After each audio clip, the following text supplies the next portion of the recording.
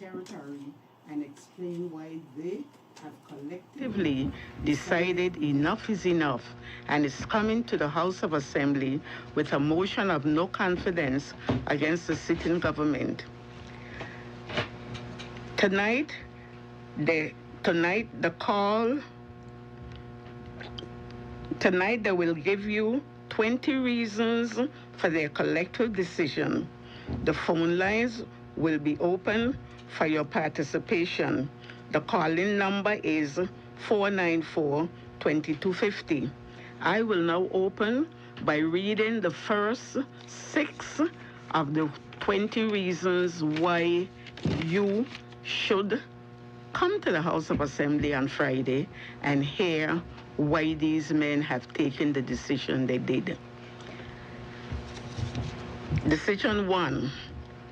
Whereas, since the formation of this government in April 2023, the Premier and Minister for Finance has governed in such a way that has led to a bleak economic outlook for the territory, a rapidly declining quality of life for the people of the Virgin Islands, and a lack of public confidence in his leadership and in his government. Decision 2. And whereas the Premier and Minister of Finance, by his own admission, recently in the House of Assembly, presided over an underestimation of the salary increases to public officials by approximately $20 million, which will place a significant burden on the public's resources. Decision 3. And whereas the Premier and Minister of Finance has not to date produced an economic plan for the territory after being asked repeatedly to do so by members of the opposition. Decision 4. And whereas the territory of the Virgin Islands continues to suffer from a lack of inward investment, while other Caribbean nations and our neighbors in the United States Virgin Islands continue to attract major investments to add to their tourism product and increase their respective governments' financial resources. Decision 5. And whereas the Premier, in his capacity as Minister of Tourism, has failed to produce a tourism plan to safeguard and enhance our tourism market share, despite repeated calls to do so by industry stakeholders and members of the opposition. Decision 6.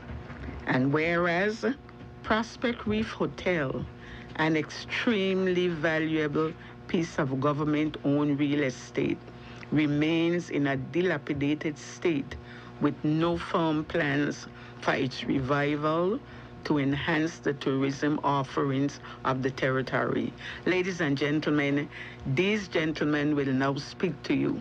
First will be the Leader of the Opposition, the Honorable Ronnie Skelton. Thank you, Mrs. Parson.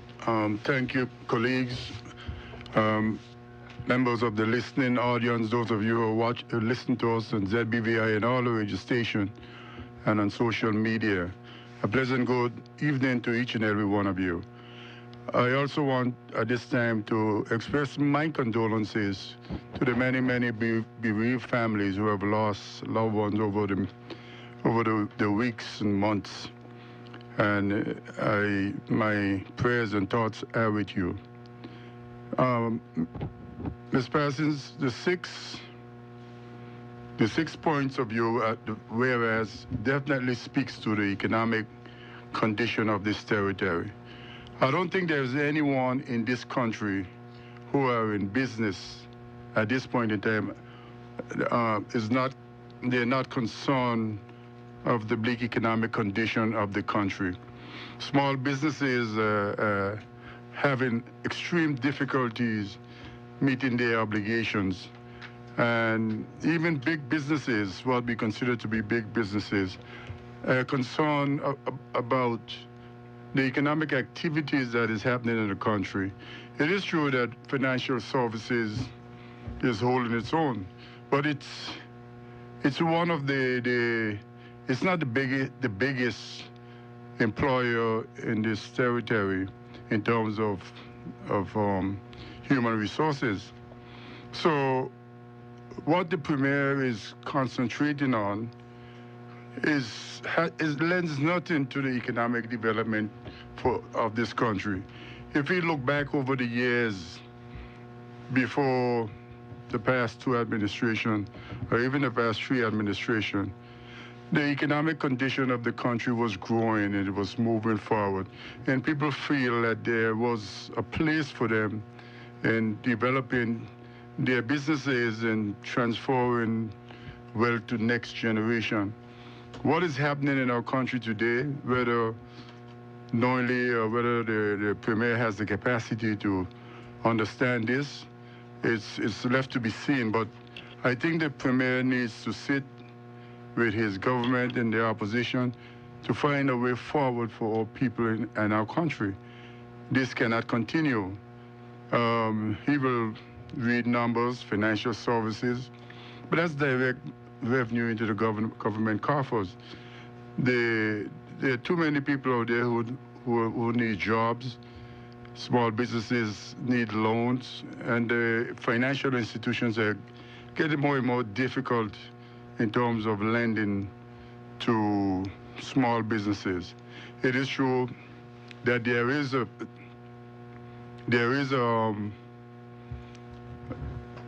program in the government for small businesses, but it's only funded small amount of money, $100,000.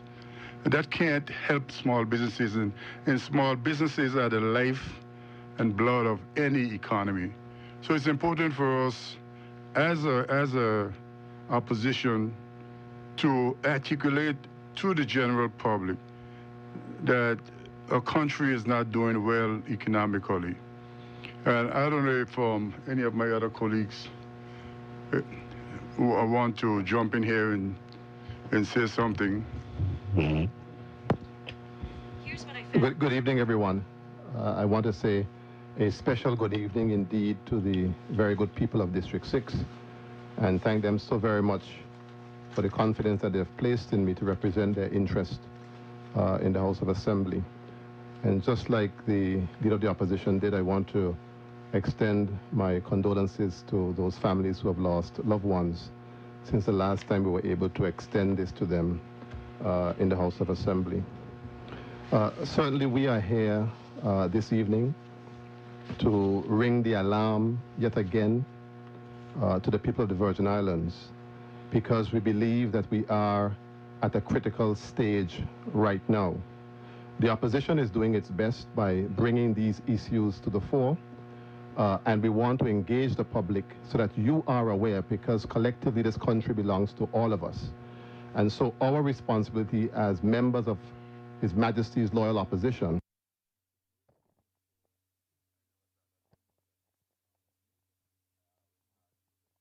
this evening. But the clauses that will be read out this evening by Mrs. Parsons, and even the first 6, are not just things that emanate from the minds of the people who are members of the opposition. These are concerns that we have gotten from every single citizen. Regardless of what side of the political divide you are on, you are Virgin Islanders first, and the interests of our country should come first. And I don't think that when you read through these 20 clauses that form this resolution, that you will find any that you disagree with. And so, as we started off speaking about the bleak economic conditions of the country, as the leader of the opposition said, we have 2 main economic pillars. There are other pillars that we can develop, but we have not done a good job in developing those. But the 2 main ones that we have, of course, financial services, that is run mainly by the industry and the Financial Services Commission and the BVI Finance Center. And they've been doing a good job. That goes way back to Honorable Lavity Stout and Cyril Romney and Honorable Ralph O'Neill, all those leaders who have done a very good job in making sure that the financial services sector remains buoyant. When you're speaking about economic activity and what really drives the economy, what really drives small businesses, you're speaking about the tourism industry. And that is one of the areas that we have been saying for the longest time to the Premier in particular, as the Minister of Tourism, that we need to take this industry far more seriously because we depend on it as a lifeline of the economy of the Virgin Islands. We have raised this matter consistently, asking for a tourism plan, first of all, because you must know what is happening out there in the tourism space. You must be able to see what your competitors are doing, and you must have a plan of how you're going to market the country and how you're going to develop your product. The Premier's response to our repeated requests for tourism plan is that this is not rocket science. And when somebody says that to me, it says to me that you are not taking the industry seriously. People have invested in this industry. This is how people feed their families. This is how they pay their bills. And you can say it's not rocket science, meaning that I'm not going to devote any time to this because it is something that is trivial. That is the way that I interpret that. I have a lot more to say on this clause, but I want to be able to give an opportunity to my other colleagues to speak. And if there's time left back, then I could speak on some other things as well. Thank you, Honorable Parsons. I think you earn that title. And all the other members who are here before the opposition, my honorable colleagues. This is Marlon Penn, member for the 8th District, and I also would like to acknowledge the people of the 8th District who bestowed their confidence and put me into the House of Assembly to represent their interests. We are here today to really articulate, not as was said earlier, not just our position, but the people's position on the issues, on the socioeconomic issues and all the challenges the person has been faced with throughout the term of this administration. You heard my colleagues speak about some of the main points, and I will speak briefly on one particular area in terms of small business development and the economy and the role that government plays in that development. Our government has failed miserably in terms of ensuring that the goods and services that the government sell in terms of the public, for instance, the government's goods and services line item in the budget is over $100 million. Small businesses in this territory look forward to ensure an opportunity to participate in economic activities of the country through the government, who has a over $400 million plus budget. In the last budget cycle, and we asked this very specific question in the House in terms of how much of that money, the goods and services and the monies that were budgeted, that was unspent in the large budget cycle, the number was close to $50+ million. It speaks of a government that is incapable of getting monies in the economy, to circulate within the economy, where businesses, individuals could benefit from economic activity of the territory. So we have a government that's been unable to stimulate the economy through its own activities. We had a situation where we established a trade commission, which was a critical component, not just to offer financial support to businesses, but to offer technical support that many of the businesses in this territory needed at a very critical time. It was suspended for over a year. And all we've gotten so far from that process is a promise of a grant of $7,000 per business. A startup grant for $7,000 for businesses. We're in a time where businesses are struggling and suffering for any type of economic activity, not just in the tourism space, but even in sectors where businesses sometimes just need some guidance and some assistance. And the Trade Department has been failing its efforts to give those businesses the level of assistance and guidance that they need because of a government who's incapable and unable to provide those services for the businesses and the people of the territory. And we look at it from this perspective, and the people have said to us, we need some support. We're drowning. We see how we've mismanaged the resources. The audit reports are coming forward now from the $40 million was taken from Social Security and how that money was misspent. You're now seeing the addendums to reports and additional abuse of the resources, and we still can't get the money to the people. And again, I'll let my colleagues speak who wants to chime in on this particular section. But I believe it's important for us to articulate your wishes in the House of Assembly, your wishes, particularly when it comes to this vote on the confidence, and you'll hear more from me at a later stage in this meeting.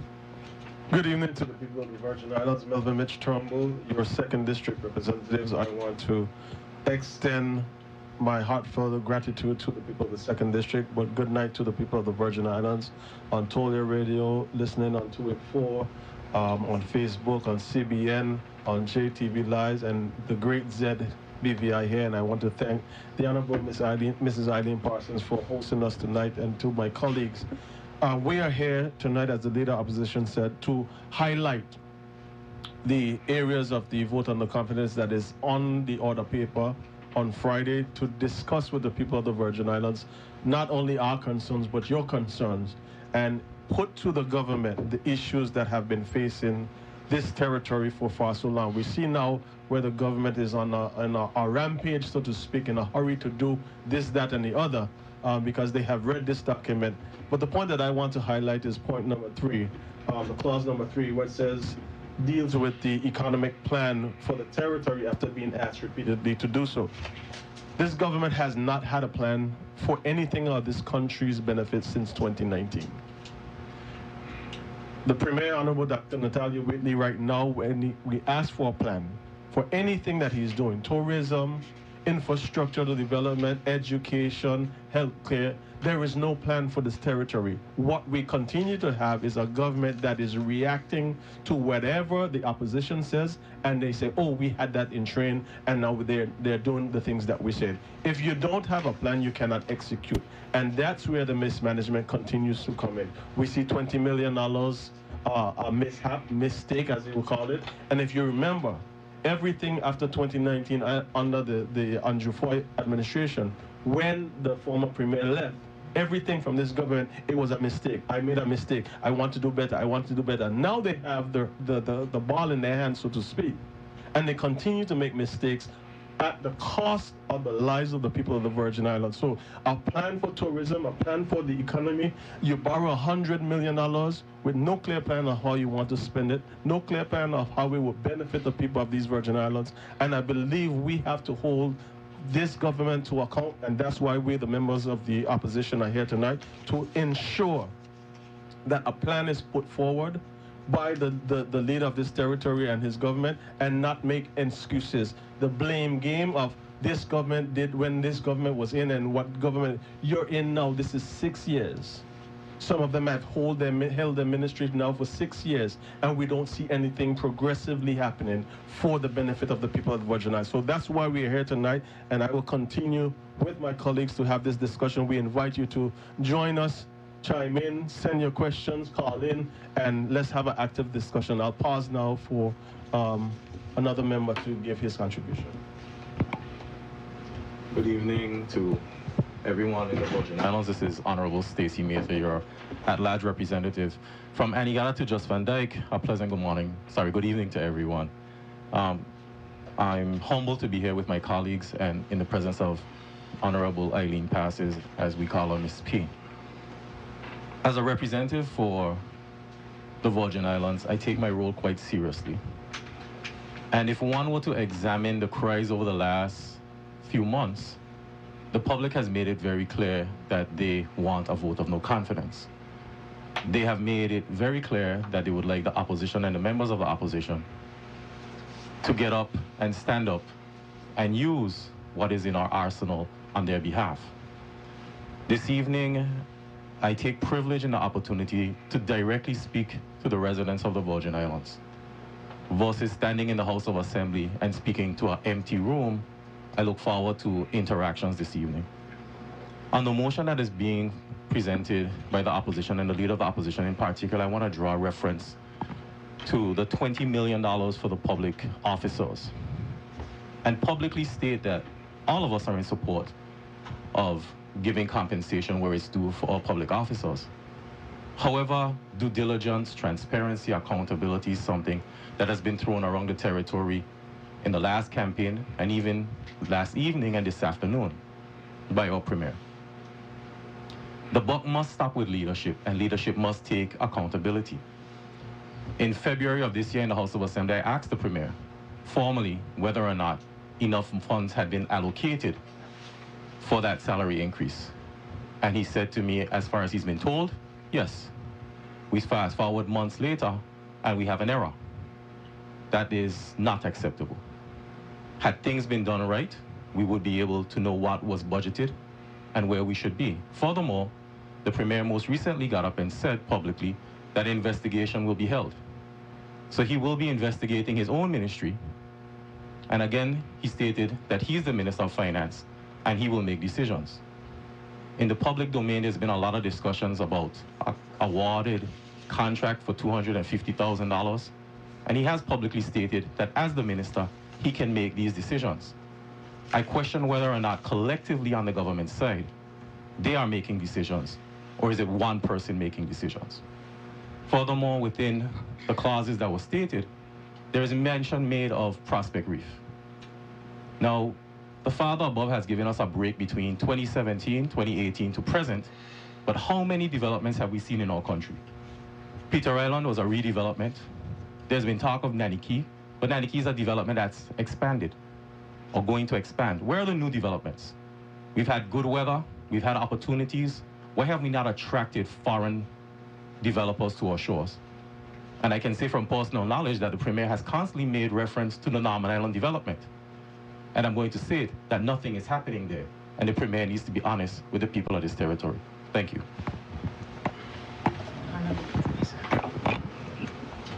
Thank you. Good evening. Julian Fraser, representative for the 3rd District. I kid my colleagues in the government by telling them, I look at them and I said to them, I got more terms than you got years. And all my friends here would agree with me when I said that they have been hit with some unfortunate circumstances. When they came into office, the Premier was, I guess, eager to form a government and didn't take into consideration the need for experience. And that lack of experience is glaring. I can remember, and all of us can remember, when we were doing those bills that came to us from the COI, in particular, the Public Service Management Bill. And it is obvious that they were misled. Those new members of government that went into the service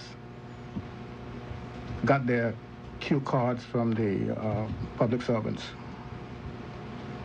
And that was reflected in the draft bill that came before us.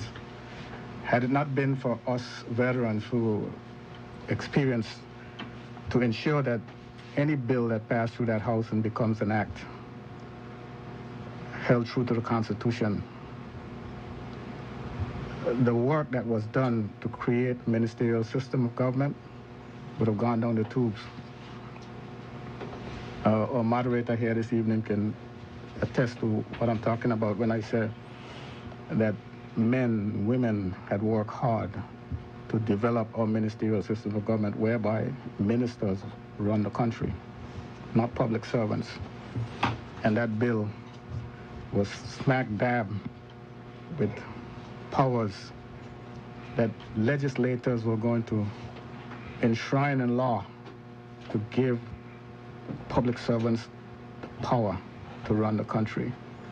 And if for no other reason, when I campaigned during the last general election, I told the people that this country needs, I'm running because the country needs experienced people. I was glad when my colleague to my right, the leader of the opposition, was elected, and that was his experience in the House was well worth all those bills that came before us. So, coming off Hurricane Irma and Maria in 2017, the devastation that this country felt, never had a chance to rebuild, because in the wisdom of the administration before this one and this administration to forego a $426 million loan guarantee from the British government, which is something that I will continue to fight for. I'll fight for it until I leave this House, because this country needs that money for development. You all mentioned the lack of development. You're not going to get the development that you're asking for if we can't get airlift, proper airlift. We need a runway. It has to happen. And I will continue to fight for it. That's not the only thing that we need. Then we had COVID. We're not recovered from COVID. I see people are still working from home. I guess they believe it's fashionable to do that, so they're doing it. I don't know how good it is for the country, but some people are doing it. If you ask me, I'll tell you they should come back to work. All the government departments and ministries, Honorable Pastor, you know, when you were there, all the ministries were in one building. If someone come from Anegada and they want to see Minister X, Y to Z, I mean, they can find him in one building. Right now, I just found out where the Ministry of Health is on Friday. I was in the neighborhood and I saw the minister, so I said, well, oh, that's where you work. He said, yeah, that's where you work. I'm not picking on that particular ministry because they're all remote, and it should stop. We have a government administration complex that should be reopened. It should have been reopened already. And that is something I'm committed to seeing happen. I have a passionate feeling for the Premier, because he is one person who believes in something that I deeply believe in. And if it's for no other reason that I would roll with him, is because of that passion that he has for self-determination. And I am one of those persons who will not stop until I see something happen in that direction. So for my constituents, up until a week ago Friday, I put away my brother-in-law in a cemetery, who has passed away due to several ailments. It's not something that I like to talk about or wish to reflect upon, but it's a fact. It happened. There are others who are in the hospital. I had a little cousin who passed, Jason, and he hasn't been interred as yet, but it's not far away. And all the other families who lost loved ones, I extend my condolence to them and my heartfelt gratitude for those people who have cared for them and continue to care for them. Stop there.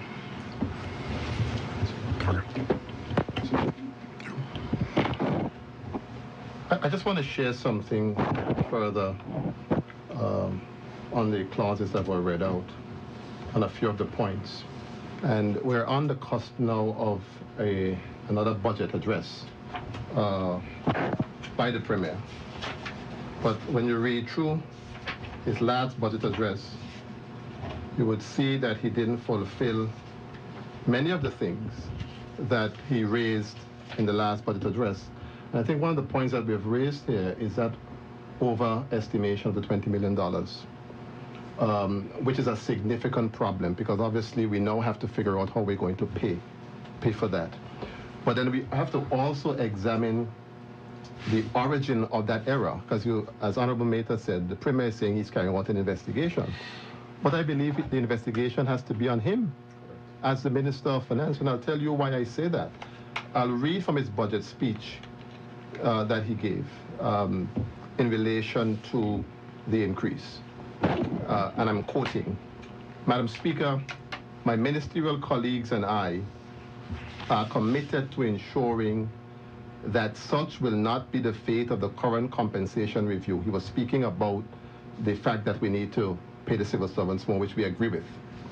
"We have budgeted the money in the estimates for 2024 to implement the revised compensation and classification scheme. We have decided to move forward with the implementation because we know public officers should be paid what they deserve," and we all agree with that. "We know that the cost of living is high and many of the meager salaries could not handle it. One thing that we must all be committed to achieve is that no public officer will be earning less than the living wage. We have allocated close to $10 million in the budget to achieve this." Where did he get that figure from? Because if you're saying that you're allocating $10 million in the budget, you said it from your own budget speech, and now we're finding that you had an underestimation of $20 million, then where did that $10 million figure arise from?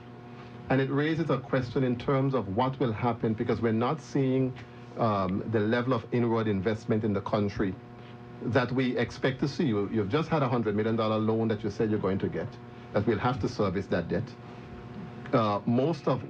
Unfortunately, they did not share with the opposition the full plans for that money. We absolutely saw no documents. All we saw was a written resolution on the order paper.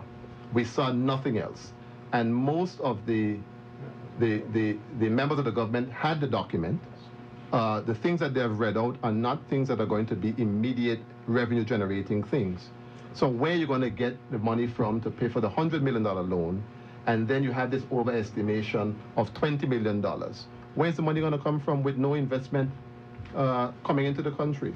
And I wanted to highlight some of the things that are happening in some of the other Caribbean countries. I read out something the other day in the House of Assembly that raised a point about what is the fastest growing economy in the country, in the Caribbean, and it's Antigua.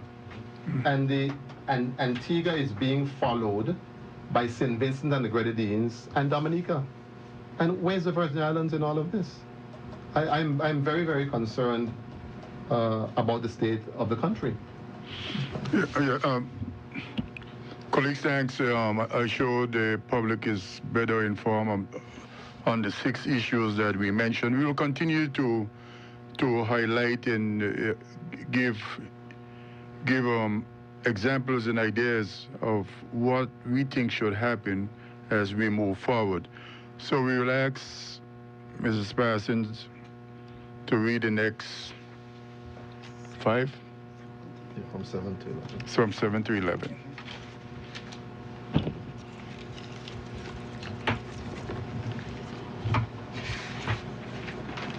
And whereas the Premier and Minister for Finance continue to squander public resources on matters that bring no financial returns to the people of the Virgin Islands, including his non-stop party following the inaugural flight of American Airlines from Miami to Beef Island, the recently held failed Virgin Islands Music Festival 2024, the constant international traveling by him and his colleagues, compliments of the public purse with no result to show, and his proposed purchase of 1 acre of land in Albion Estate in Seacow Bay, Tortola, at an estimated cost of over $300,000, while our public clinics were disconnected from the electrical supply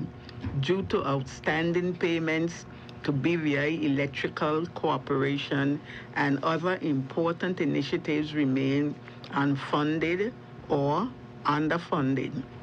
8, and whereas education has been the driving force for the success of this territory and its people, but this important sector remains severely unfunded by the Minister for Finance and receives far more funding assistance from the private sector than it currently receives from the government. Concern number 9, and whereas small businesses, legitimate farmers and fisherfolk, etc., which suffer the effects of Hurricane Irma and Maria, the COVID-19 pandemic, the effects of the war in Ukraine, and other global and local shocks, have been unable to access funding and other capacity building opportunities through the National Business Bureau due to a lack of funding being allocated to the Ministry of Trade to assist them. Concern number 10, and whereas the agricultural industry continues to be neglected by this government, which was evidenced by the admission of the junior Minister of Agriculture that the government has no plan for the development of the industry. Concern number 11, and whereas the Premier and Minister of Finance and Agriculture had the perfect opportunity during the recent Schedule of Additional Provision number 1 of 2024 to arrange funding as strongly encouraged by members of the opposition to do for the farmers who lost their crops during the recent passage of Tropical Storm Ernesto, but he refused to do so. Which of you gentlemen will start? Again, let me see if I can touch on some of them.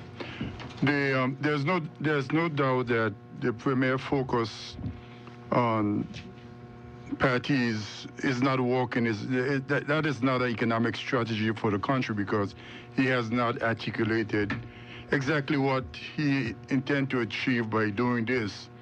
So spending that level of funding in so close a proximity to the 70th anniversary festival celebration didn't make sense. It was not strategic. It did not lend anything to anything. As a matter of fact, we lost $900 and something thousand. So, and here we go again. We encourage him to get monies for small businesses, and I guess he's saying that giving a promoter $250,000 to 20 is a small. He give it to a small business. So what happened to all the other small businesses that have people employed that are doing things for the country that is most significant? So I think he needs a strategic plan if he intends to make entertainment his focal point. The traveling, again, there's no doubt in my mind that the government must travel, and but 75% of the travel to me might be necessary. But there's a lot of travel that is being done by some of the ministers. To me, they're not necessary, and I don't know what benefit it gets back to the country. So that budget for expenditure in travel could have easily be reallocated to small businesses and things that really can help the farmers and fisher folks in the country. We talk about the redevelopment after the COVID, all the COVID grants and all the reports that were laid on the table. You can see the abuse in this. And if this government, which is the same government, because the premier was the deputy premier back in the day when we took the $40 million from Social Security to give to help people, even the schools, what do we both call the schools, and the Christian church, the kids and churches, you can see it just was abuse. It wasn't. Some of it was not necessary, and it was done. And in light of this, because that happened, it seemed like he was able to push through the marijuana bill and gambling bill without any objection. So that is a concern that people have, and it needs to be looked at. So we are in a difficult space. For example, we have hurricanes now. The hurricane that damaged Florida, the two hurricanes, as a matter of fact, 1.4 and 1.5. If they ever hit Miami, and we have a food problem, and we are making no steps towards developing an agricultural industry. What happened to the livestock? The chicken and pigs and the vegetables and so forth. So if we don't put money into agriculture, we are heading down the wrong road. And this government talks about it, but nothing is happening. And we need to get something happening so we can feed ourselves, cut the food import bill to at least 20-25%. And don't let nobody fool you. I understand agriculture is subsidized in almost any country in the world. So don't think that I believe that you should not subsidize agriculture, but it should be on a production platform where people actually produce stuff for the development of the country. So I will stop there and We'll go to another one of our members. Thank you, Honorable Leader of the Opposition. To these clauses that we are at, I heard the Premier, he's on an all-out campaign over the last couple of days in anticipation for the House of Assembly sitting on Friday. And last night he had a 2-hour rant, so to speak, on JTV where he was talking about everything. He was talking about what he's doing, he's defending this and he's defending that. But if you have to go to the extent to use all sorts of words and excuses to justify decisions that you are making that does not benefit the country based on the needs and the concerns that the people of the Virgin Islands currently have, then your priorities are all messed up. I learned this a while ago, that there's 3 ways to defeat a people, a business, and a country. If there's no plan, no commitment to the plan, or we simply move too slow. Well, the Premier and his government have it in reverse. As the honorable member for the 6th said, full speed for party. Everything, as you would say, when you say party, he said me. And that's what is happening. But now there's a justification for how you're and why you're spending these monies. Last night I listened to him talk about sustainability and food security. Oh, we're going to have the reservoir in Paraquita Bay 2025. We're going to have a marketing complex for fishing and farming in Paraquita Bay 2025. And I'm listening and looking at the comments, and people are like, "Good Premier, you're doing a good job. Where is the plan?" I could tell you I built in a multi-million-dollar facility in the pond in King Garden Bay. And you shake your head and say, but until you see a plan, there's nothing happening. And he continues to kill us and insult the people of the Virgin Islands intelligence with just this endless chatter. There is no plan that has come forward for agriculture. The junior minister for agriculture said there is no plan.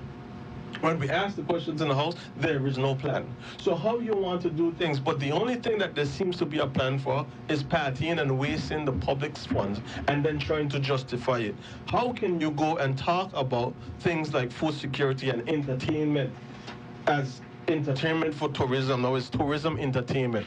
But you spend $250,000 on a non-stop party, that failed. You turn around again with no agreement from your government and your cabinet. Then you have a music fest. You clear up the whole behind the complex. Had a party for $936,000. That failed too because nobody showed up. And the administrative complex is still sitting there. The RTR administrative complex is still sitting there.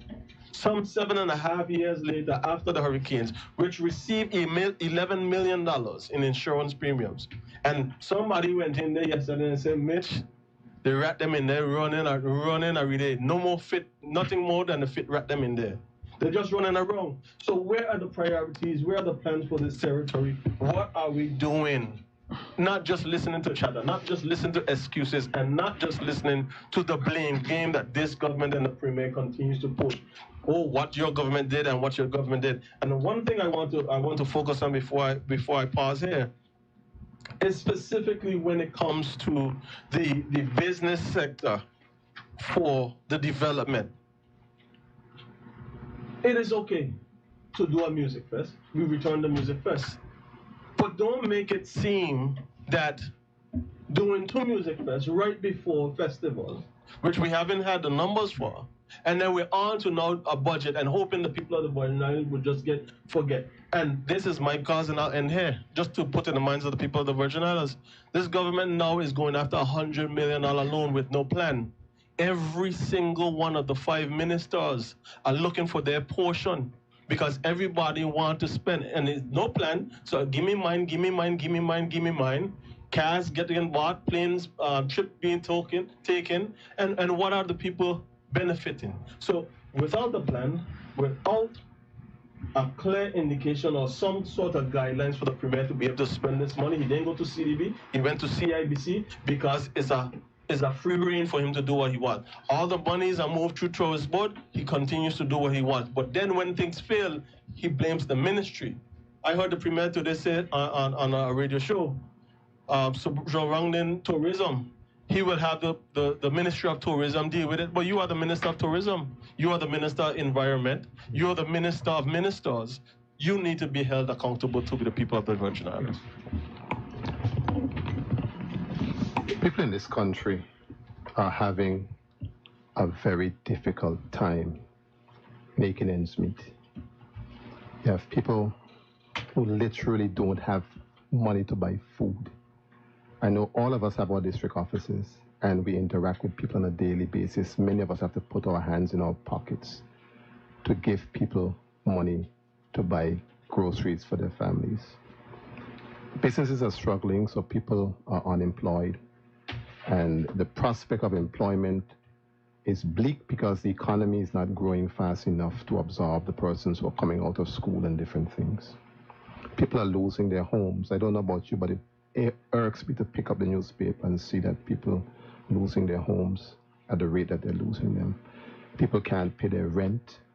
It's just a very difficult time right now for people in this country. And for those persons who are facing the brunt of this difficulty, it must be extremely hard for them to watch a government or premier that they elected be so insensitive to those challenges that they're having by squandering money the way that he's doing it. And they themselves are in urgent need of help and cannot get the assistance. In addition to the parties that were listed, how do you take up $220,000 arbitrarily and just give it away to a promoter? Now, I have nothing against the promoter because the promoter is a business person who sees a business opportunity. So I say kudos to him for that. The Premier has an overriding responsibility as the Minister of Finance to the people of this country that the promoter does not have. And in the circumstances that I've just described, people having such a difficult time, how do you take that kind of money up and give away for a party? It is just, to me, it is just the most insensitive thing that you can do. And then you learn from the promoter that he pressured the Premier. When I heard him say that, I got concerned.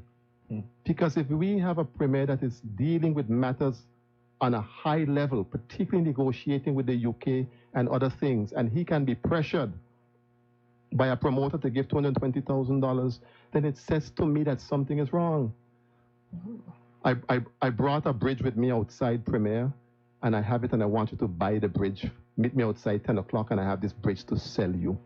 Because if anybody can pressure you into doing something like that, it is certainly very, very concerning for me. When you look, for instance, at that, just look at that 220. $125,000 was put in the budget for small businesses. And we begged, every man around this table begged the Premier as the Minister of Finance to put more money in, because you've got to get the small businesses going. That's the engine of the economy. You've got to get that going so that you can get employment going and the economy can start to catch itself again.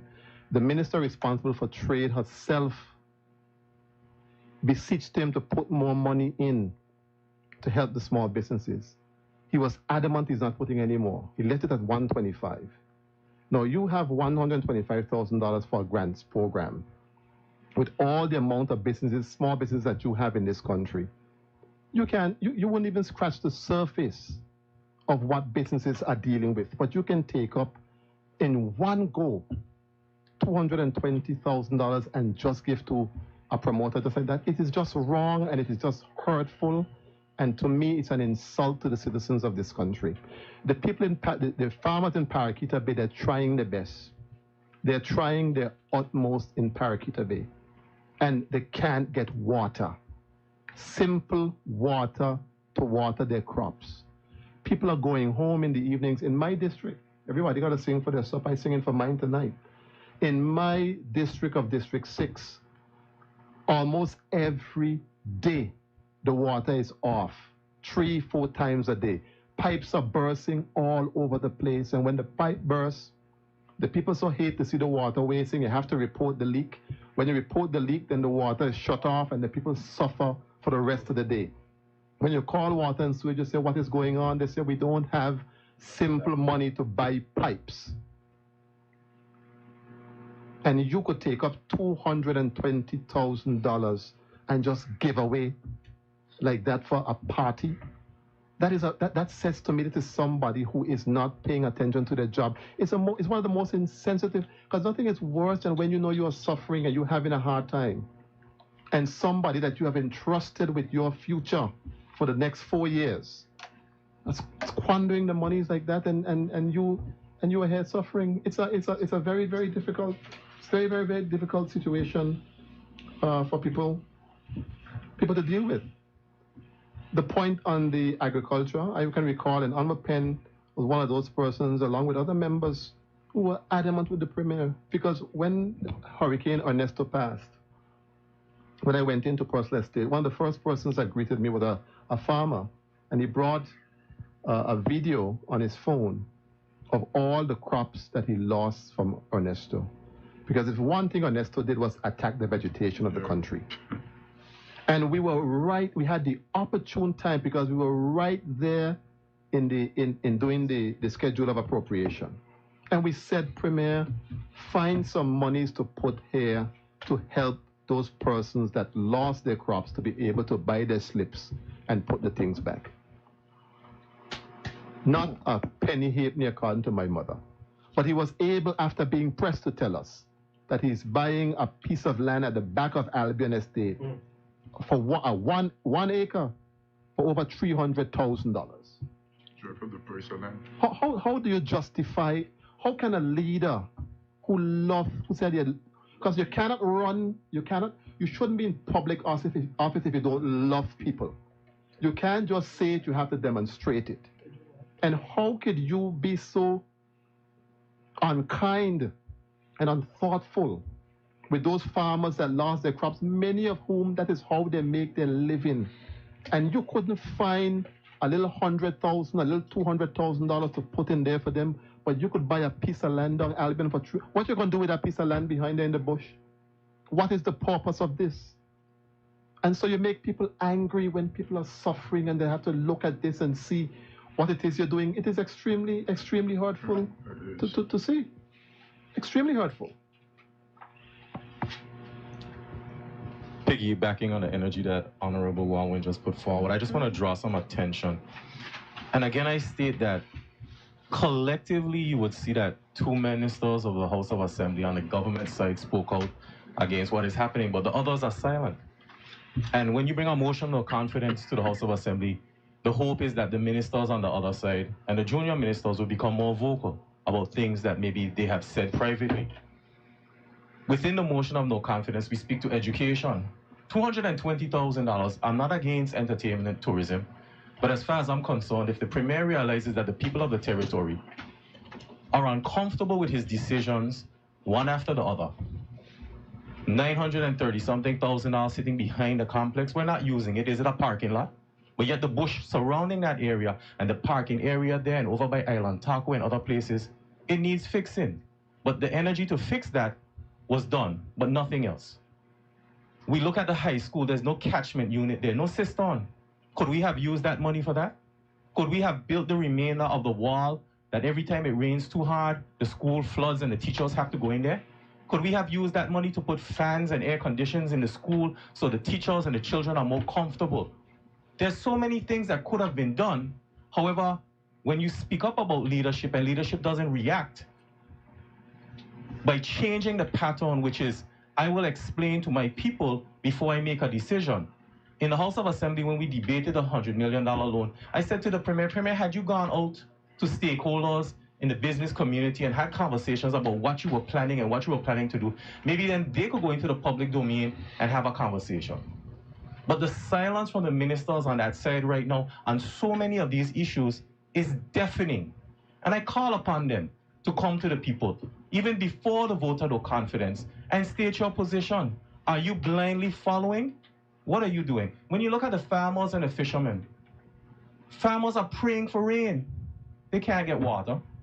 So when a storm comes by, they're caught between a rock and a hard place because they want the rain, but then it destroys their crops. But this minister, this premier, has been the Minister of Agriculture for 6 years. He took the portfolio with him, and there doesn't seem to be anything getting done. They speak about the reservoir. Again, no money was put there for the reservoir. We've been hearing that from 2023, 2022, 2021. When is it coming? They talk about the fishing complex in Paraquita Bay. That sounds wonderful for fishers and farmers, but what produce, what fish will they bring when they don't have ice? They don't have vessels. They don't have wire. They don't get trained. What are we going to put up there? Is it going to be like an empty supermarket? Premier is putting the horse before the cart and expecting us to buy what it is he's dragging. And this is not working for us. So I call on the premier again, lead your people to believe your plan. Because if you don't have a plan, we have the right to question where we're going. God, before the horse or before the donkey? I mean, a little light moment, but it's if it wasn't so serious, it'll be comical. Because we have some serious, and my colleagues have expressed and articulated so very clearly some of the challenges that our people are faced with on a daily basis. And for me, I just want to put it in a little deeper perspective for a minute. I just did a quick math on the parties that the premier held over the last year and a half, thereabouts, and what that added up to. And I'm going to touch on some of the areas that my colleagues mentioned earlier.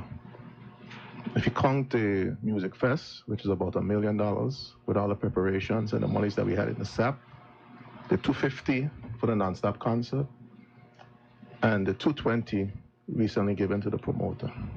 We're not going to even go to festival. Let's say $1.5 million. And we look at the issue of water infrastructure. In this budget that just passed, this government only budgeted $100,000 to address the issue of water in this country, where every man, woman, and child from every district throughout this territory suffer from the loss of water. His own district. I live in his district. For the last 2 to 3 days, people have been crying out, there's been no water. And the amount for the 6 is correct. It's every other day, if you're lucky, you get water in this country. But you don't see it fit to put the monies in place to at least address one district at a time at least, so that some people in this country could get water. But you put $1.5 million towards entertainment with no return in sight. The issue of food security. You heard the member speak about the issue of food security. We literally begged, and he had a golden opportunity to prove to the public, both him and the junior minister for trade, for food, for agriculture, to prove to the territory that you're serious about food security in this territory. You look around this territory after Ernesto, all of us in our district saw the devastation that our local farmers got to their crops. The bananas were destroyed, all the other soft crops, short crops were destroyed. He had an opportunity not to give them like he did in 2019, 2020, where they wasted and squandered over $40 billion. But he had a golden opportunity to put some money in place to at least get the crops that these farmers need so they could replant their crops for the tourists. He refused. But in the same breath, as a member said, he allocated $220,000. Nobody's against the promoter. He's selling the story, though, that we have something personal against the promoter. It's a principle. It's a principled position that we're taking. The people of this country have an issue with the squandering of our scarce resources. And I want to touch on the grant program. And I pulled up the grant application form, okay? I just want to read to what the supporting documents are and what these persons who are applying for a meager $7,000 have to provide. Granted, these are businesses who are struggling, who for many of them don't have the resources to even get the basic things to get the business up and running. They want a push to go forward. They have the proof of nationality, which I think is true, the police certificate, a trade license, and here are the kickers, and the things that they need to provide. They provide a certificate of good standing. The certificate of good standing probably costs more than the grant that they're giving the businesses. So you're asking me, businesses who are struggling now to pay these things, to come up with a good standard at this time, pay the government probably more than $10,000, and some of them might be over because, let's be real, businesses went through Hurricanes Irma and Maria, they went through COVID, they're struggling. They need a level of reprieve to try to get themselves back on the feet. And you're asking for this information to give them $7 for a grant. All right? If they're lucky, at the highest end. They have to have their contributions up to date in terms of social. Not to say we'll give you a payment plan, and we have a schedule or agreement for you to pay up these things. I agree that businesses have to pay these things. Right. But you have to give business a chance to get themselves back on their feet. So you're not helping the businesses. But in the same breath, I'm asking the question, have you asked the same promoters who you gave $220 for all of these things that you're asking the small businesses for? Were they asked for all these things to provide all these information before they got that money? There's two standards from this premier. It's a double standard in the way that he treats the businesses and certain people within his territory. A leader of a country has to be a leader for all the people. So if we have a principle, the principle has to be carried out across the board. We have to find ways to support our businesses in our sector. And the same breath, we're talking about the unsightliness of this country. We ask for more money, at least a clearer process to deal with the issue of the way the country looks. We got 50 tons to clean this country. Let us be real. We're on the heels. November is going to be the busiest cruise month of the season. November into December. Yet you can't see where the bush from the air heat. We just welcomed, as Caribbean Airlines, we welcome. And we welcome the airlift and all that kind of stuff. I wonder if the Premier and the Minister for Communication and Works and all the ministers, before they went to be fun, if they really drove on the road, if some members of the public are saying that they have to be driving or flying a helicopter, because if they're driven on the roads, they'd have seen the condition of the roads, one, and they would have seen the condition of the bush from that area going to the airport. And even, we've asked the Premier, we need more money to clean the country up. Even if you don't want to give it through the government system, they're using tourist boat to clear kind of to excavate and do all manner of things. That's an opportunity through the environmental levy to clean up the country on the heels of the tourism sector, clean up the country. But when we see this thing, and the public is seeing this too as well, it's a process of mismanagement of public resources.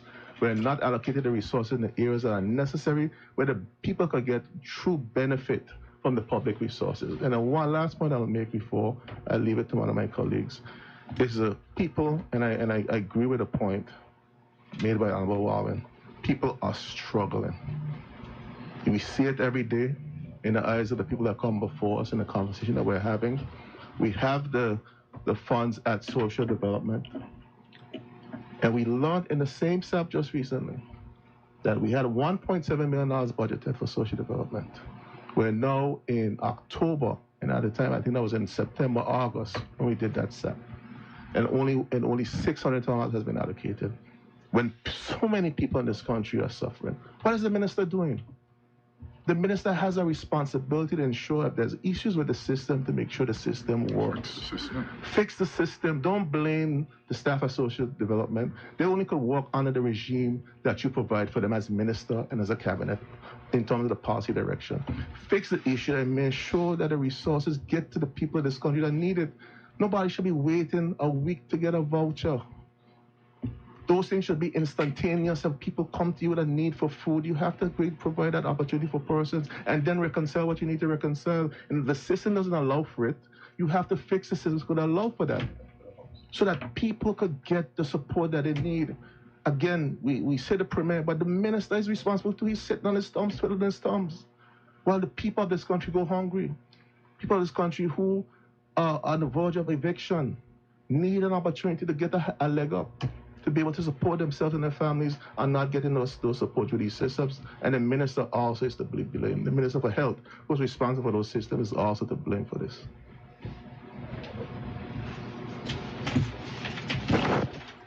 I think you stop at a good point, because I want to raise the issue of have we actually hit the mark? Did we? We talk about excessive travel and the expenditures, We talk about non-stop parties and the money spent. But in a quantum, with the exception of the $20 million that has been under budgeted for the public service, salaries increase. If you add all those things together, the figures are small. You talk about, our budget is about $420 million. Where's the rest of the money? If you look at, you just mentioned the $1.7 million that were allocated for public assistance, and only $600,000 has been spent so far. This is systematic. Each of us got $300,000 or $200,000 for each of our districts. And at the end of the year, $150,000 goes back. We don't have revotes anymore. So there's something wrong with the system itself. Why the place looks the way it looks is not the lack of money, because as we can see, the monies are there, but they never get spent. So there's a systematic problem, a systemic problem. And if you look at the Public Finance Management Act, which seems to be this monster with 4 eyes that no one wants to touch. And I think when we go back to the House, that's one of the things that we need to vigorously attack.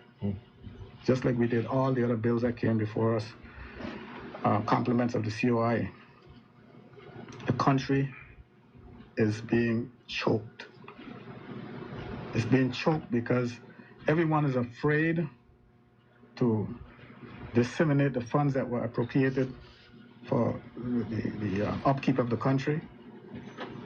And just the way they are afraid, everyone who is afraid, who's supposed to direct them, are afraid to direct them. Same likewise. That's a government issue. And like I talked before, I said it's a lack of experience. The lack thereof is glaring. And until the government comes to the realization that there is a shortcoming there, we're going to be back here. You're going to be back here with another motion of no confidence. Like I said, there will be many. And the elections will come, or the term will run out, the elections will come, and you would have achieved nothing. So I think that we have made a first step by working together with the government over the past few months in getting those bills down to the governor, who is yet to assent to them. And that's only because of cooperation. What we're looking at here is not going to get fixed unless we fix that Public Finance Management Act, and unless we cooperate, all of us, all 13 of us cooperate. And we'll be talking about this again and again and again. Can I just pick up on something you were saying? The people are having a very difficult time in the country making ends meet, getting their kids to school, make sure they have a proper breakfast and lunch and so forth and so on. But I remember way back where we have a lot of non-profit organizations in this country, and they have systems in place already, like Family Support Network, I think, and the Red Cross and Cancer Society and diabetes, and a lot of people who are hurting belongs to these organizations, so people know them. So if the Premier was thinking on how to help people, he could sit with these organizations and find out how we can get the same $220,000 to these organizations so that they can help more people. Mm-hmm. And I think we're not utilizing all the things in the country to help us to make progress. You know, and I am, even the vote of no confidence that he is concentrating on now to make sure that it doesn't happen. My colleague here from the third and we are for total internal self-government. But I am not for total internal self-government with a premier who is going to be making sure that the democratic process is stymied or doesn't happen. You cannot have a democracy where a premier feels that he can manipulate the whole system to make sure democracy doesn't happen. The democratic process must happen. And he's all over the place telling people he's going to make sure that this vote of no confidence doesn't happen. And his colleagues are going along with him. You know, this is crazy. In every other country, when you hear vote of no confidence or they're moving something against, it is facilitated through the system to make sure that these things go away. But what we are doing here and what the premier is doing, trying to, what did he say? He's going to do everything in his power to make sure a democratic process doesn't happen, and he expects me to walk down the road with him for total self-determination. No, I'll have to rethink my thinking. Now I am for total internal self-government. But this is wrong. But just on one note before we go, on the point of helping people who are having a difficult time, people here are proud people. That's true. And people want to work. There are persons who have come asking for assistance who you know if they come to you, it means that things are difficult with them. They're at their wits' end. And if we don't start to pay attention to this economy, if we don't start to get inward investment in this country, get our plans together, make sure that when you take those trips, because when I just read out what is happening in some of the other Caribbean countries, it is the leaders of those countries that go away and meet with people, whole conferences. For instance, look at, in St. Thomas, they have the Virgin Islands Economic Investment Agency that is constantly out there promoting and attracting business. Not even an economic council. The premier has to advise him on economic matters in the country. So we're not getting the wheels of the economy turning so that people can plug into it and take care of themselves. Yeah, we've had a buoyant middle class for years in this country. The middle class is disappearing. It's almost gone. The pensioners are... It's almost gone. You have people now who were good contractors doing good quality work, lining up to cut bush and clean gut. What it is that we're doing to our people. You have mentioned the pensioners. Yeah. You mentioned how difficult things are because the premise of the increase for the civil service was the fact that people must have a livable wage, which we all agree with. But the pensioners don't live in Tatola too. Them don't go to the supermarket. They don't live in the Virgin Islands and face the same economic, and you did absolutely nothing to help the pensioners. And these people what are we doing? These people are on a fixed income now, and the insurance for the homes and the medical expenses are just escalated. Exactly. We're in a difficult What are we doing out of our people? A difficult place.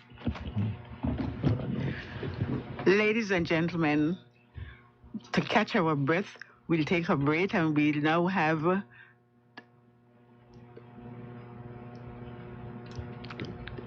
from 300 feet above Vargas Bay, Tortola, this is radio station ZBVI.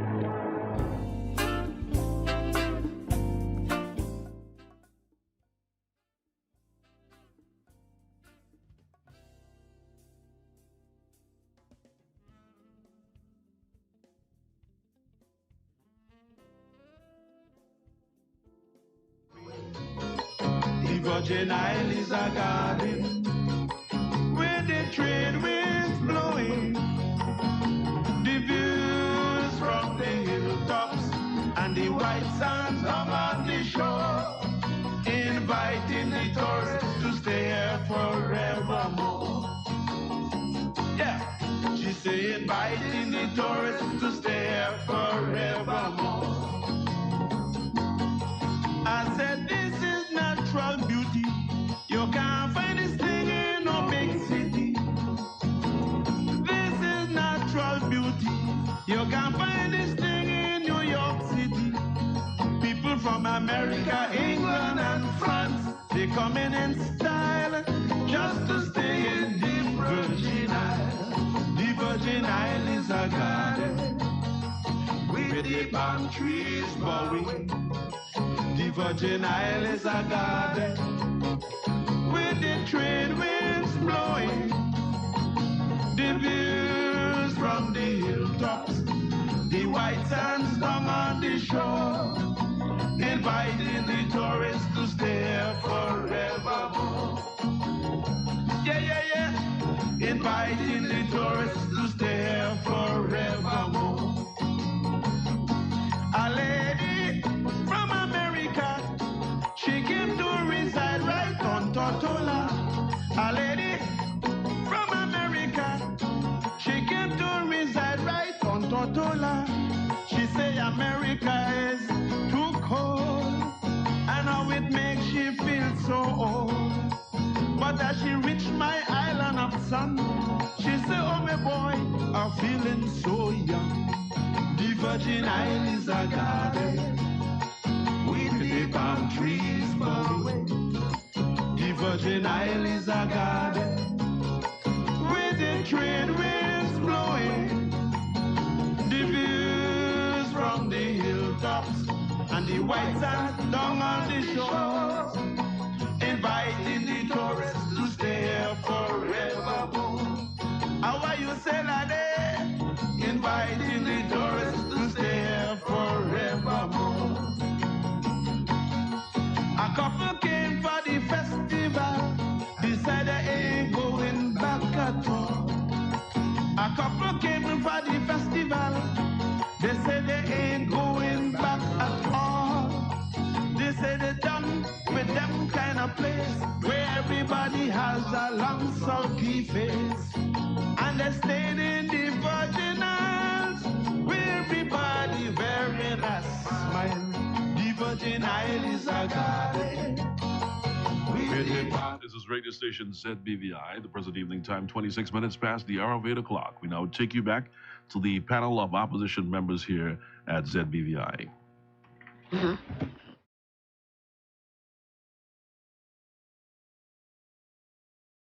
To concern number 12. And whereas the minimum wage in the territory was increased without ensuring that all the necessary mechanisms were in place to prevent a hike in the cost of living generally, that the disposable income of those persons who should benefit from the increase would be enhanced, and that the financial health of already struggling businesses which were not properly consulted would not further be compromised. Concern number 13, and whereas the public assistance program is not effectively and efficiently meeting the needs of the most vulnerable, elderly, unemployed, indigent in our community due to a lack of proper restructuring of the Social Development Department to take on this new task with approximately $1.7 million allocated in 2024 for public assistance, but only $600,000 was spent. The lack of updated legislation to enable the staff at the department to be able to assist citizens in a more timely fashion and to provide the right levels of financial assistance in the line with the current cost of living. Concern number 14, and whereas our citizens and visitors continue to suffer from the deplorable condition of our public infrastructure, especially our roads, sewage, and lack of access to a reliable supply of potable water, which the Premier and Minister for Finance continue to willfully disregard by not providing the necessary financial resources to address the issues despite repeated calls to do so by the Minister for Communication and Works and the members of the opposition.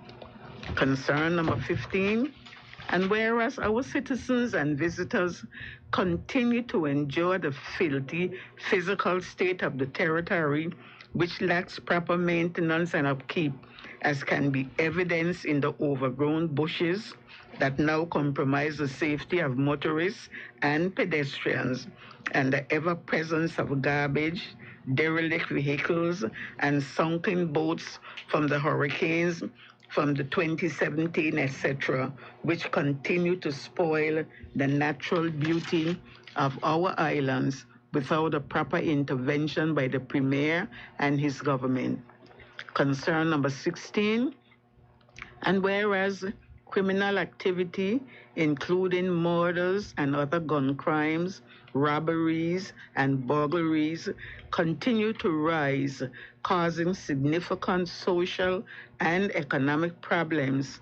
And to date, the Premier and his government, with 2 government members being members of the National Security Council, has not produced a comprehensive crime reduction strategy to mitigate the situation.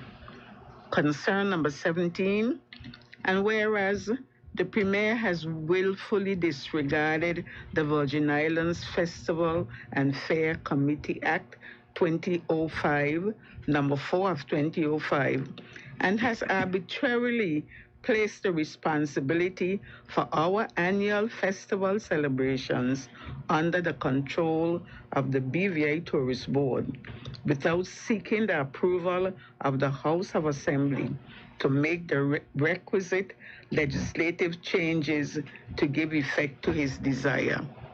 Concern number 18, and whereas the Premier and Minister of Finance continues to dialogue with the UN Special Committee on Decolonization on the political future of the territory vis-a-vis relationship with the United Kingdom, without having a national conversation with the people of the territory to ascertain their wishes. Concern number 19, and whereas the Premier failed to consult the people of the territory prior to the acceptance of the Commission of Inquiry recommendations and agreed to deadlines for implementation, which he has consistently missed due to his government's inability to bring to the House of Assembly for approval the requisite pieces of legislation in a timely fashion and to implement the agreed policy changes.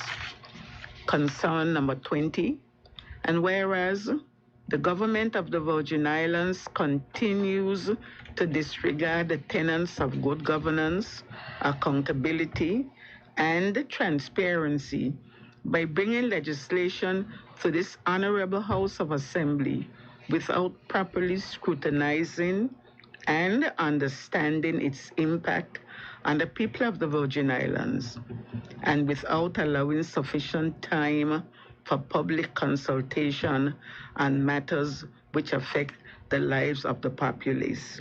Because of all those, now therefore be it resolved by the House of Assembly of the Virgin Islands that it does declare a lack of confidence in the government led by the Honorable Dr. Natalio D. Whitley. Gentlemen, over to you.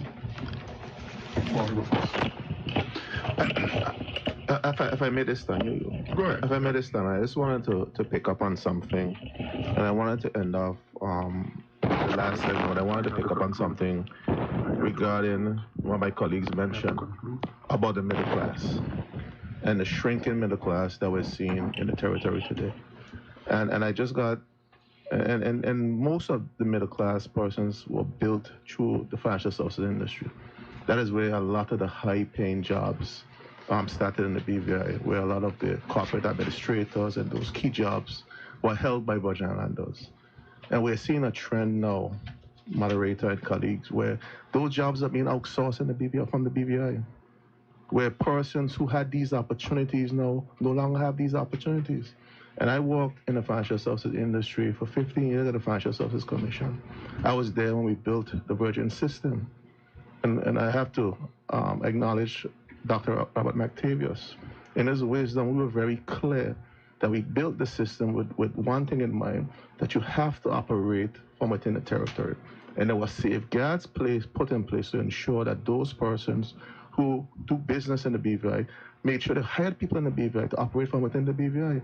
There seems to be a relaxing of the protocols, where persons now are allowed to pretty much downsize to small spaces because they outsource most of the operations outside the Virgin Islands, allowing and taking away opportunities that were developed and built for Virgin Islanders, away from Virgin Islanders, not only for the workers, but for people who rent commercial space.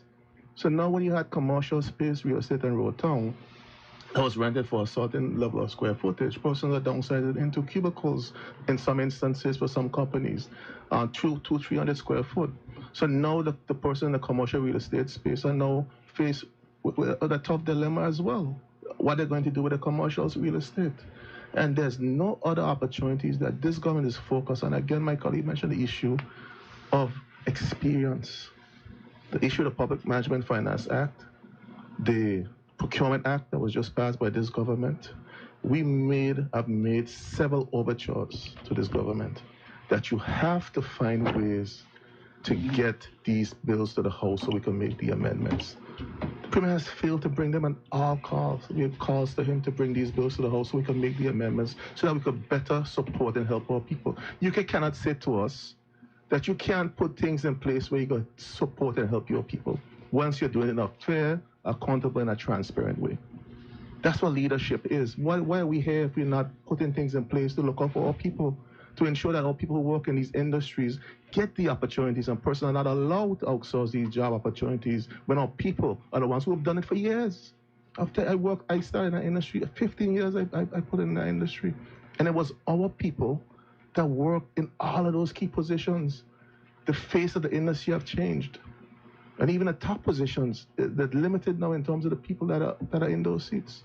So we have an issue not just on the ground in terms of they operate, but an issue in terms of the main industry, not just tourism. We say that they're not doing anything for tourism, but they're not doing anything for financial services either. There was an amendment that was made in the House to the business companies, the BVI Business Companies Act, that could send shockwaves through the trust industry. And I know that the industry have spoken to the leadership on this issue, that we need to come back and make these adjustments so that we could make sure, and there's always been this wholesome relationship between the government, the FSC, and the industry, where we work collaboratively on these issues. But again, experience and the lack thereof is why we're in this quandary with a lot of these issues. And one last point before I pass on to my colleagues, that same middle class that we're talking about, you have these people considering that they have to leave our country. For the first time, people are saying, look, I can't make it in my own country. I have family members that has left the country, gone to the UK, gone to the US to relocate, to try to find a better life for themselves, because the opportunities are few and far in between now, and persons have seen it better to go to the UK or go to the US for better opportunities. And this is a government that don't understand what's happening on the ground and are failing to do what they need to do to move the people forward. I want to speak on a matter that I think two of the other members have already touched. But it's a point that speaks to decolonization. And it says, whereas the Premier and the Minister of Finance continues to dialogue with the UN Special Committee on Decolonization and the political future of the territory vis-a-vis its relationship with the United Kingdom without having a national conversation with the people of the territory to ascertain their wishes. That concerns me. The fact that every country and every people have an inherent right to determine their own destiny and what they want for themselves. And there's several models. You have the model of independence. You have the model of integration into a bigger country, in this case, United Kingdom. You have the model of forming a free association with whatever arrangements you work out. And there's a fourth option of any other model or option that the people choose. This country does not belong to Natalia Whitley. It belongs to all of us. You cannot have us dragging down the road, say you're going to independence without having a conversation with the people of this country. It's a fundamental, and it is his modus operandi. It is the same behavior that you see in the arbitrary giving away of our money without even, he doesn't even have enough respect for his own ministers to tell them, because when you make those decisions and you squander money the way you're squandering them and making arbitrary decisions, you are spending the political capital of those people who stood up with you. Your decisions are affecting them.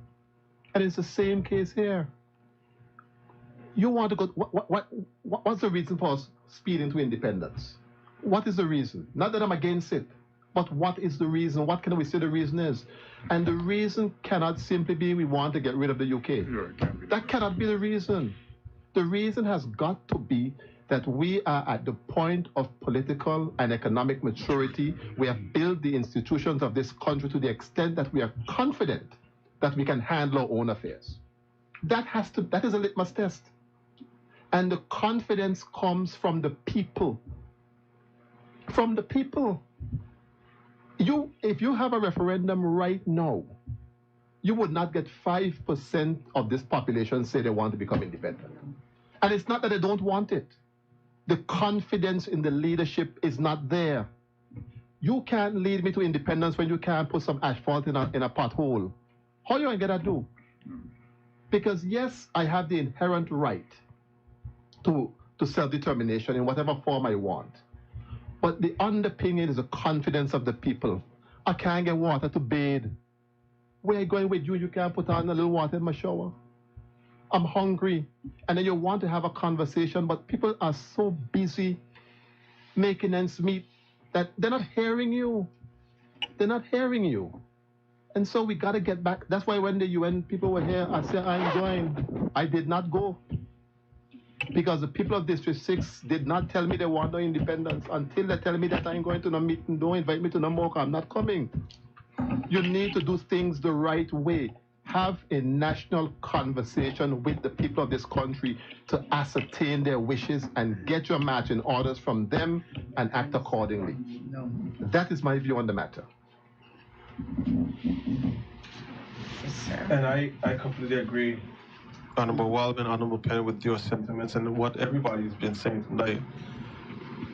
There's a phrase that I came up with.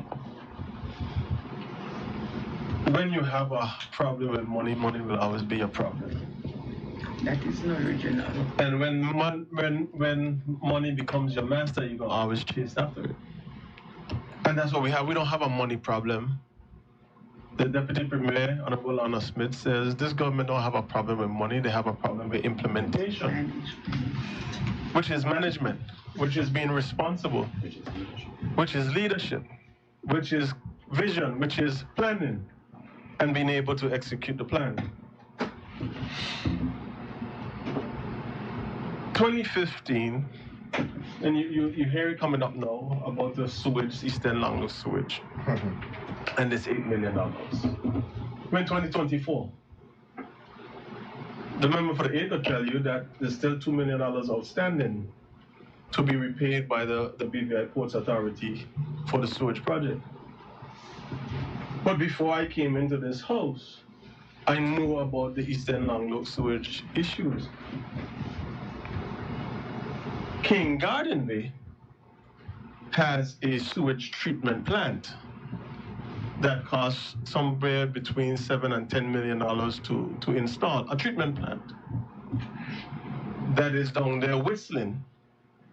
But there's no laterals connected to get the sewage to the treatment plant for treatment.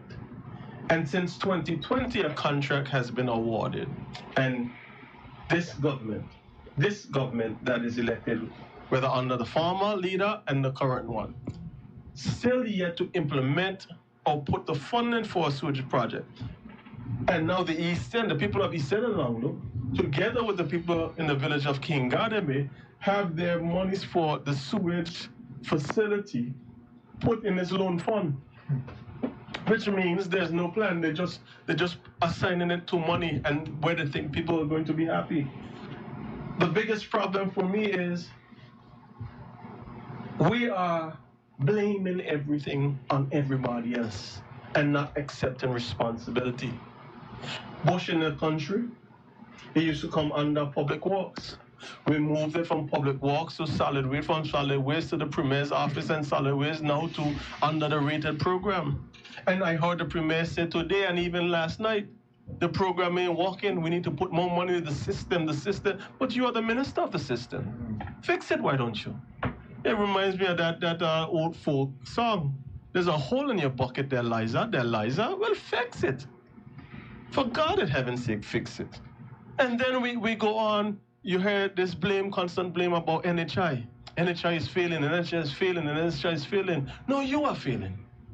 Because you have the capacity and the funding necessary to fund NHI, to put the persons in place to manage NHI.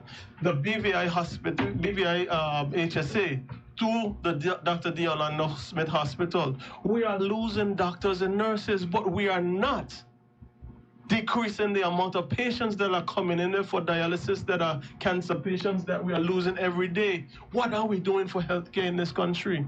You can't keep blaming it down the road and kicking the can down the road, or look at who didn't do what. You have the responsibility. You are elected to be the leaders. Please, for God's sake, lead. And if you can't lead, that's where the opposition is, to move you out the way and replace you, and we will lead for you. My final point on this is this vote of no confidence, as the leader opposition said earlier, is looking to be kicked down the road. We know the political games that are going to be played. I even hear a suggestion that they're trying to push this thing down to January.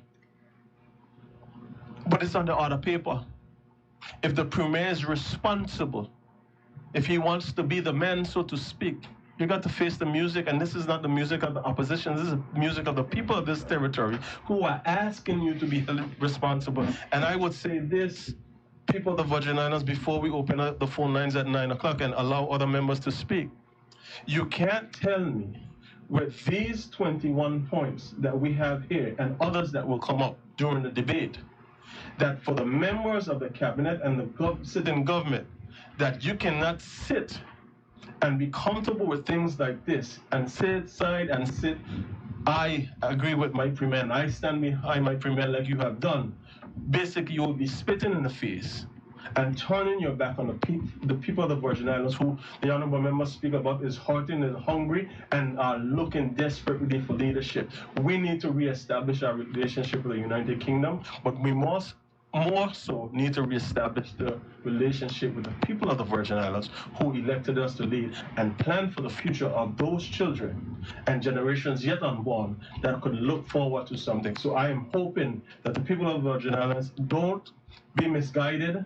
Don't be fooled by this endless chatter, the smokes and the mirrors. Don't mind how much radio station they go on. Listen to the facts, and you look at your situation home. And if it doesn't add up to what is being said, then you must hold them to account. Next. If I may chime in on a few things here. I grew up being reminded that the ship is not ruled by the rudder, the rocks will pick them up. In 2024, it was budgeted $1.9 million for travel. The actuals right now are 2.7. Does this mean that they spend more time abroad than here? What are we doing? When you look at cost of living in the BVI, much has been said about consumer protection. We don't have it. Our people are screaming out. Our Honorable Walwyn has talked about it. I grew up in a BVI where a bag of sugar was $2, $3. How much is it now, $6? The government has talked about a basket of goods, the cost to live in our territory. You look at land, you look at construction, real estate in our country. We are pricing our people out of the Virgin Islands. Then who are we preparing the Virgin Islands for? If our own people, as Honorable Penn said, are migrating out of our country because they can't find jobs, because the salaries are not there, because we're not protecting our own, then what are we really creating? And then we're walking down a road to self-determination. The Premier has the opportunity and had the opportunity last election to hold a referendum to garner the perspectives of the people of the territory on many different issues. But these things are not being done. In the $100 million loan, I said it, I am of the opinion that more revenue generating initiatives could be built into it. Yet the Premier jumps on the radio, jumps on the TV, and his ministers are silent. Where are the revenue generating? We said that education cannot generate funds. Health cannot generate funds. But we have a medical school that has popped up. For years, we've talked about having one down at People's Hospital. Can we not throw out and say that if a medical school is held at People's Hospital, we can give them a cheaper rate for the square footage with the promise or the understanding that they will help to supplement when it comes to human resources, when it comes to equipment that we need in our country? Why are we not thinking out of the box? Why is it that it seems like it's a reactive thing? We're always hearing about a plane. We're always talking about $7.2 million. We seem to reach back when it's convenient. But the American Airlines planes are landing. Would you continue to pay a man who tells you about the work he has done a year ago? Or would you ask him about the work he plans to do or is doing? People of the Virgin Islands, it's time for us to look at leadership and say, what are you doing? How are you keeping us accountable? We have been in the House for the last 6 months, from the turn of this year, pumping out legislation for the COI. But yet it seems as if we can't get legislation that impact our people's lives. There will come a point in this territory, and I think it's already there, where people cannot go to the supermarket. It's not because they don't have. Many of them have the ability to shop. But if you look at it, the bags are getting smaller. The prices are going up. The quality of food we're getting is changing. But no one is weighing in on this. A young person in the Virgin Islands now, wanting a home, will have to make dire sacrifices to get a home. Honorable Wang has talked about people who are being evicted, and yet we have empty lots, empty homes sitting up a hillside that is on display for all of us to look up at. Are they there for us to admire? Is the government now going to bail out a mistake? But we talk about mistakes. We talk about things in the past. We go down and we talk about red. We talk about blue. It is time to stop looking back and saying that was wrong. This was wrong. Show me what you're doing instead of telling me what was done wrong. And if you can look at someone else and want to hold them accountable, then hold yourself accountable. Money has been spent. Initiatives have been started. The rated program. First it was $10,000 and no more. Now we've adjusted it. I heard the Premier last night said that he's adding hospitality to the rated program. Well, what are we going to add next week? Construction? We're going to add medicine? Again, if you do not have something that is working, you put it on the side. You take a look at it. You look in the industry, in the community. There's leadership out there. There's experience. And you come back. You don't fling money at something. Sometimes it seems as if this is the leader of our country. We have a problem. Fling some money and let's go. As someone said today in a conversation, and I'm not going to gossip, everyone gets a car. Where are we going? It's time to stop and take accountability and also bring forward solutions. Our people are hurting, and we must reach out and show them that we care instead of just offering lip service.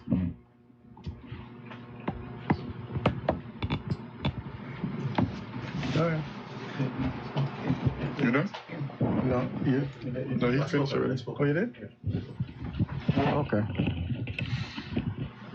Unlike my colleagues straight across from me at the table, who seem to have a lot of time, which I don't have, I fail to accept that Jamaica 60 years ago was ahead of us where we are today. Likewise, I fail to accept that St. Kitts and Nevis 40 years ago was ahead of us where we are today. So I don't have time to be out there contemplating and thinking about what our status should be. As a human being, I can't live with the thought of being seen as inferior to others. And that's what our status said to us right now. I think whatever we need to do, collectively, we ought to get together and get it done. If we need to talk to the people, let's go out and talk to the people. But we need to move on this matter. This generation that I see here at this table is probably the last generation that we're talking about this whole thing. because you're cognizant of it. And I'm talking about our status. We have to get it right. Correct. Let's talk. Let's the do conversation. You at the table. Get it right. But we know it has to happen. I'm glad that my friend here is on board these days. But the bigger picture here before us is, where do we go from here? We all agree that the country cannot continue to move along in the same direction at the path that it's on. If this government is going to continue, it needs to build this nest egg. That egg has to build. It has to mature, or something has to give. The motion of no confidence that this opposition is bringing forward is something that they were warned that it's going to happen. I told them that it's going to come. I tell them it's not going to be one, it's not going to be two, it's going to be as many as necessary to get the country right. I don't know what it's going to achieve, but as a minimum, it should achieve better governance, better government. And I'm sure that when the debate comes about, that members in the opposition will not only be pointing out the negatives, but they'll be pointing out how to fix things. Because I don't know what the public expects, or how the public see a vote of no confidence. I don't know how they see it. Some people see it as there will be a vote, the motion will be voted up, meaning that the government lose, or be voted down, meaning that the government wins. So let's say the government lose, what happened? Tell the public. The governor will call on the premier to decide, or to give his opinion on which way the governor should rule, whether he should rule in favor of dissolution of the House, which means that we have to go back to the polls, or whether he should rule in favor of calling upon a member of the House to form a new government. Normally, what the premier would do, or the leader of the country would do if he loses, is ask the governor to go to the polls.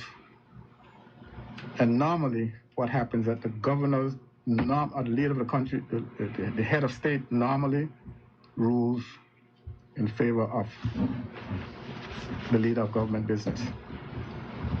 So, are we prepared to go back to the polls? Is that what we're looking for? Or are we looking for the possibility of forming a government among us? We have to be clear on what we want. Because you can go into that house, move the motion, and bam, it's either voted up or down. Have we decided on what we want to do? We have to tell the public what we're going to do, or what we prefer. Or it's just rhetoric. Could be one of three things: rhetoric, back to the polls, or forming a new government. So let's see where this takes us. Okay, give me 2 minutes. A vote on no confidence doesn't necessarily mean a government will change. You can have a minority government. It will just be very difficult for them to get difficult things done. So it's not just go back to the polls. One of the things I want to get clear is two things that got us this distance in my mind, besides infrastructure and infrastructural work, roads and water and electricity. But education and healthcare was the two things that this country, move forward quickly. Because back in the day, there were only about 25 of us who were getting a high school education. And that's not long ago. And our leaders before us, Honorable Stout, and they see it necessary for all of their people to have a comprehensive education. And and again, in the day, there was only about 5 people here with a college degree. Now, here it is. Now, all of us got some kind of level of degree, but we take this for granted. and we're not paying attention to the education of the generation whose world going to be a totally different world than ours. And we think it's expensive to educate our people. We think it's expensive to have decent health care. That mentality is what the colonial masters did to us. Now we're at a position where we can have decent health care, and we don't want to pay for it. We expect, I guess, Britain to pay for it for us, but they will never pay for it. They will build a jail for you. So we need to cut our foolishness off and make sure that we have decent public health care for all our people from Alligator to Just X. You know, people who don't know what to do and how to do things need to, they need to not be in some of these positions. You know, they need to get out of the way so we can build our country in a more organized fashion. This is wrong, what is happening right now. And it needs to stop. You know, don't come tell me about looking after my health is expensive. You see, until they end up in a hospital where they can't find care, where they have somebody have to put them in an ambulance on tubes to fly them out of here, then they will understand. But if you could have that level of care here, come on, cut your nonsense out and fund these stuff.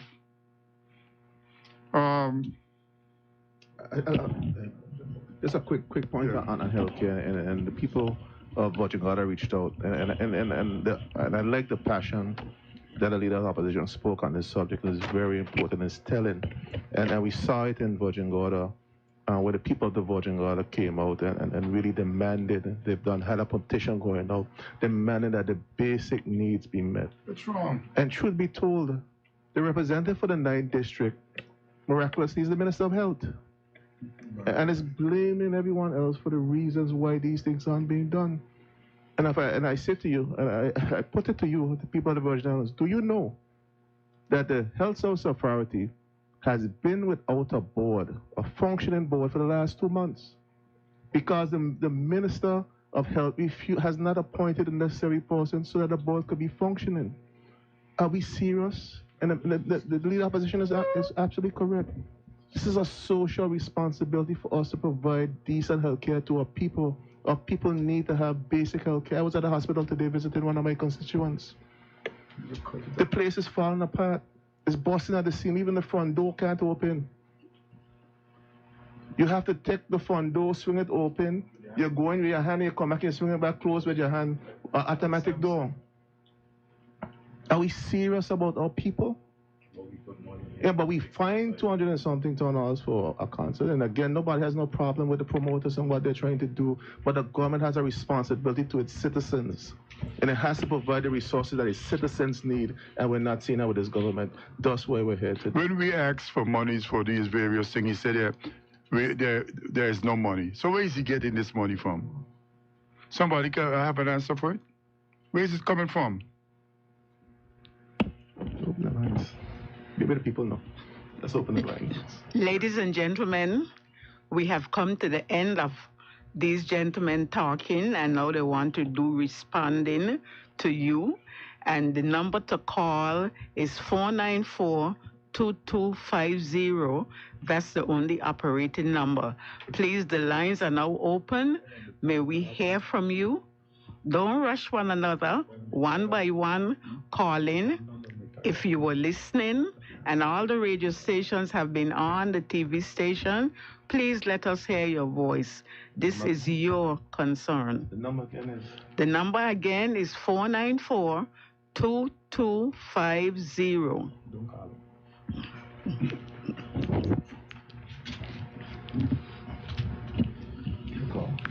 You continue talking. While we wait for a call, I believe the point that we're on with healthcare. My constituents here at Just Van Dyke, I heard them talking about Medivac and helipad services, and all we need right now for the people at Just Van Dyke is just a simple boat, an emergency service boat that could be able to transport people from the island of Just Van Dyke in case something happens to Tortola. That's all we need right now. We've been asking for it. It existed before. It is not difficult to put in place, but I don't understand. They want to do these grandiose plans to have a public outcry and pictures taken, but the people of Just Van Dyke are just calling for the simple measures to be able to take care of them in the case of emergency. And it's not just for any guy that's calling for it. Virgin God has the same issue. We just need to do the simple things and stop making excuses. When I was the minister for health, we had a comprehensive, tried to develop a comprehensive plan. We built a helipad down by the hospital. And then Just Van Dyke's, for critical patients, you need to get them to the hospital as quickly as possible. So bringing them by a boat to West End and driving them up in an ambulance on a pothole road is not an ideal situation. So that is why a helipad was going to be built in Just Van Dyke's for that quick medevac evacuation that you need.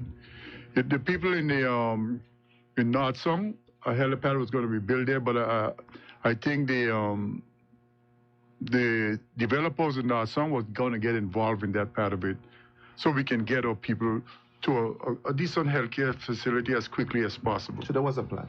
There was a comprehensive plan, to put. People get voted into office and get voted out, and the others who get voted in seem to not have an idea what they want to do. So plans fall by the wayside. People suffer. Well, the immune system, and that's another thing. You can't just talk. We're talking about the systems are broken. But the systems are broken because when you came in 2019, you eroded all the systems that existed. Yeah. Because it wasn't yours and you didn't understand them or care to ask a question. And now, questions are calling in. Thank you, caller. We have a caller on the line. Go ahead, caller. Hi, good night. I asked you a question about a yacht charter company coming in from USVI to BVI. There's about 25 boats. I think something. Then can somebody answer anything about that? Some people are saying on some groups on Facebook that they're not getting the license and things like this. It's 25 boats. That's a lot of income for the territory. Okay, let me repeat for you.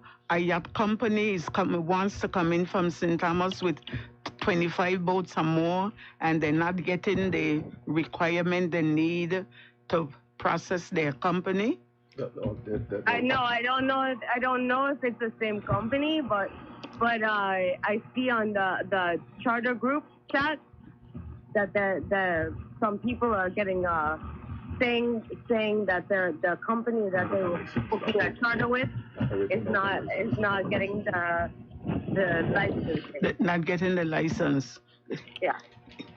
You understand the question? I think she said that the charter companies operate without the proper licensing. It's from the USVI. Well, if they operate without the proper license, they're not supposed to operate in BVI waters until they get the requisite licenses. Yeah, and this is a concern that was raised, particularly with the Premier, in terms of the tinkering that he's been doing with this industry particularly, and allowing more leeway for companies to operate, that is eroding the opportunities for persons on the ground in BVI. And I think that's the caller's concern, that opportunities for persons in the brick and mortar operations who are renting slips at docks, who are hiring persons locally, who are doing all the things to stimulate the local economy, are now being able to have to compete with companies that are just coming through the chute and doing charters all throughout the territory. I know some persons within the industry have said to me that they have a challenge with this, that people are now, when they're supposed to just drop off or pick up, they're actually doing charters throughout BVI waters, which was prohibited before, but seems to now be allowed to happen. Hello? Are you satisfied? Hello? I said, are you satisfied with the answer you heard? It's a company that's trying to move. From what I'm understanding, it's a company that's trying to move from the USDI back into BVI. Okay. Okay. Well, these gentlemen have heard, and they will take it up with on that. If you could get us our board, get the name of the company and the details, we could ask some questions in the House of Assembly or ask questions of the Premier to see what's the issue and why this company is not being allowed to move back to the BVI. Yeah. Thank you. Okay, thank you. Okay, you're welcome. We have another caller.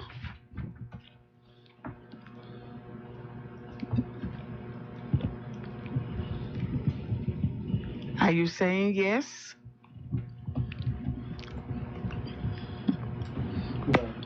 Have a caller here. He's trying to get transferred. Well, we work on the caller. I was just saying about the systems being eroded is one of the things that the minister sat and allowed to happen. And we have to get it under control. So we have another caller. Good evening. Hello, good evening. Yes, you're live. Now, I went up east sometime ago and work with a guy. And the scent that coming from a batch what in the water up like I kill out the whole of eastern people. Nobody has think about it. You can't stand the scent will coming either on a hillside and the scent will coming with this like they're right in the face.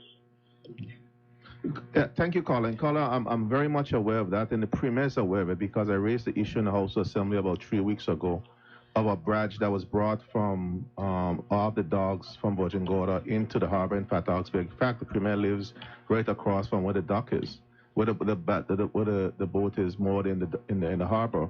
It's an environmental issue. I've reached out to the disaster management team. I've reached out to the Premier's office. I've reached out to the ports. Everyone responsible that we have to get the situation addressed because the marine life in that area is being destroyed. Persons in the hillsides are saying to me that they're smelling the diesel from up in the hills. It's a real health hazard to persons within our community.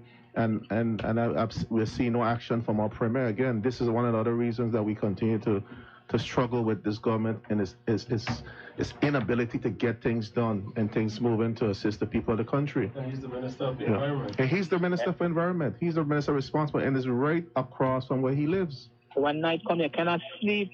No, I agree with you, Carla. It's a challenge, and I know they're listening. I know his consultants are listening, and then we just have to amplify the issue again in the House of Assembly. Consultants.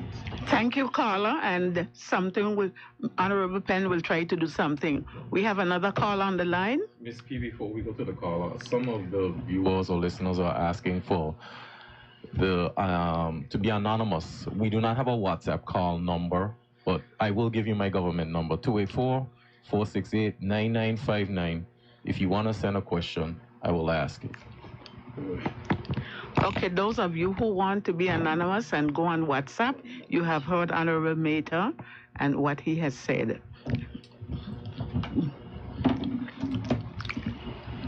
Caller? Good evening. Good night. Good night. How are you all doing? Wonderful. You are live. Go ahead.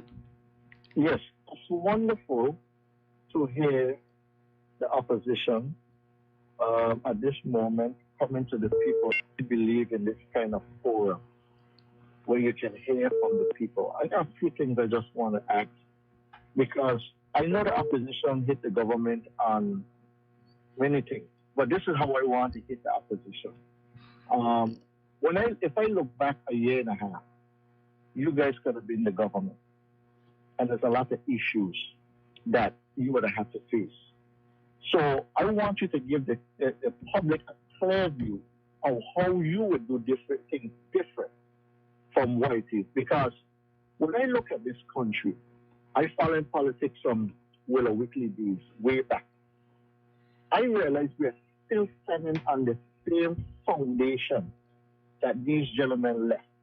The economy, tourism, financial services, tourism, agriculture, fishing. Agriculture used to supply the U.S. Virgin Islands. Agriculture there.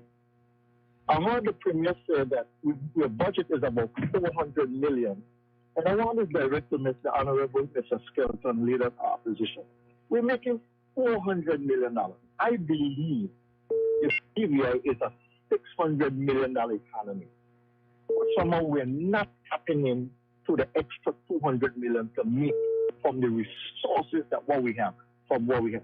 So what I'm saying, Honorable, how in the world we could be $400 million, but we have a little bit to put back into the economy, put back into the people? how can we now generate in a way where we need to cut some of the waste spending, cut some of the areas where that money now could go more into things that more benefit. Why is it now today? Everything that we do, we can't get a return back. If something is, tourism have not reached a climax. We were one of the number one when you go back 20 years ago. We are so far behind. I try to understand that what we have supposed to benefit and even create more revenue for us. So I want to hear you guys saying the things that what we have, how we can make it better work, how we can connect our people better, how our people can be more prosperous.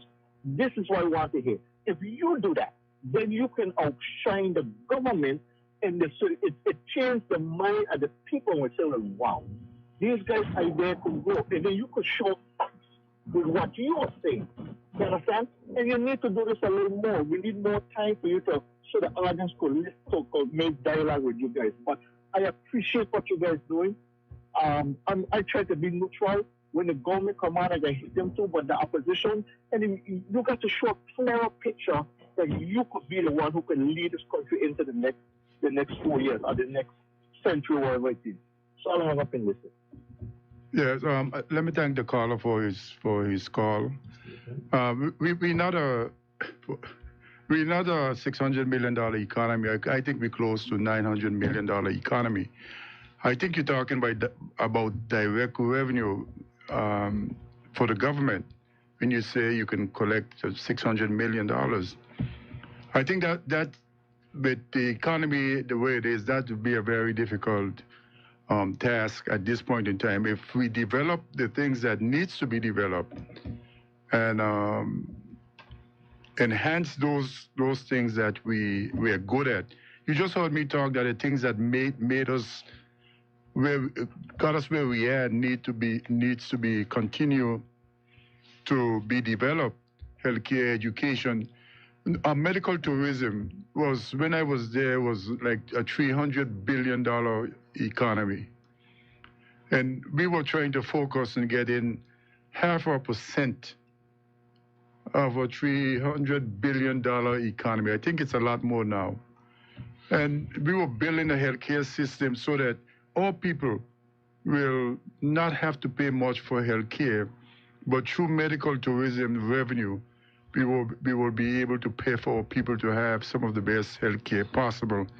This is why we were interested in things like bringing in a medical school and a nursing school to have the expertise on island that doctors and nurses here in our hospital, public hospital system, will be able to consult and basically advance their training through the medical school and the nursing school. So there's besides agriculture and fishing and the marine side of business, there's a lot of money there to be made, and we need to concentrate on feeding ourselves and getting good food to our hospitals, because the people in agriculture and fishing, the food is necessary to feed our healthcare system so people can recover properly. So there's a lot of stuff that we can do, but it has to be integrated. They cannot operate in silos. They all have to be able to be attached to each other so that one can flow to the other. So if that's not happening, we're going to have major problems. And that's where we are now. We have a government that every minister is out there doing their own thing. I don't know if you noticed, this vote of no confidence got you some smooth roads up in the eastern end of the island.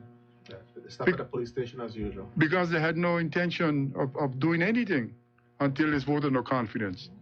Some of the bush is being cleared up from the side of the road. So people may look at this vote of no confidence, whether it's voted up or voted down, but it's serving a purpose. And you notice that the premier is on every radio station and every little social media shop trying to to make it look like he's doing something now. But he is worried about this vote of no confidence. If I may chime in here, I have a few questions which I'm going to throw out. So this one asks, what happened to the money from MoneyGram and Western Union, that 7% tax to help farmers and fisher folks? Fisher folks cry out right now is for ice and landing sites. If anyone wants to address that. So the monies for fishers for the MoneyGram through Money Services bill, which was originally 7.5%, which both Honorable Penn and I, when we were in the opposition, disagreed upon with the member for the third as well. We disagreed with it, and then it reduced to 3%. We got it down to 3% in the last, coming down to the end of the unity government. That money is supposed to be split 7 ways to deal with fishers and farmers, to deal with agriculture, to deal with climate change, to deal with education, to deal with tourism, to deal with healthcare. Again, what you're seeing is you're not hearing how much money are in these funds. You're hearing we have a lot of money for this and we have a lot of money for that from the Minister of Finance. So unless the people know what we actually have, you can't understand what is being dispersed. And it's the same thing for the numbers that are in tourism that the Premier says he sees. We have to be able to hold them to account to be able to get the actual numbers and get the money to the areas that can help people. We have a caller. Hello? Hello? Yes, ma'am. Yes. I need to speak to the members of the opposition, please. You are able to talk to them. They're all here. Okay, now. Okay, thanks. Good evening, honorable members, and thanks for addressing the people of the Virgin Islands this evening. I have 2 questions. I'm going to say them quickly as somebody can just jot them down, and then I'll hang up and listen to the answers. Go ahead. Okay. Next month, November, when the Honorable UK member who represents the overseas territories visits the Virgin Islands, while the ordinary citizen like myself may not get the opportunity to meet and dialogue with him, but you as the opposition will, would you, knowing what's happening in the Virgin Islands right now with so many woes, the misuse of funds and the territory being in the condition that it is in, the cry of the people, will you, when given the chance to meet with the member, would you be advocating for the order in council to be lifted at this time? My second question, in the next vote of no confidence, would you be seeking the solution of the House of Assembly, or would it be for the Premier to relinquish his portfolio as Premier and Minister of Finance? I will hang up and listen. Thank you. Mr. Fraser, you will respond? Yes, I will. Partly. As far as the Minister for Overseas Territory coming to the territory and encouraging him to remove the vote of no confidence, the order in council. If the question is whether any one of us who meet him would request that he remove the vote of no of the order in council, I don't think that's a matter for discussion. I think it's straight up yes. It has no business there. It's demeaning. It's putting us back to before granting aid. And I think that whatever issues the British government may have with the territory can't approach the level of, I would say, dress down that this order in council has for us. We have demonstrated that we are capable of meeting any demands that they make of us regarding good governance, transparency, by accountability, by coming together. The first thing that we did as a group in the House of Assembly, we came together to form a unity government to demonstrate our willingness and our sincerity as far as making sure that all the measures that they have requested of us were being met.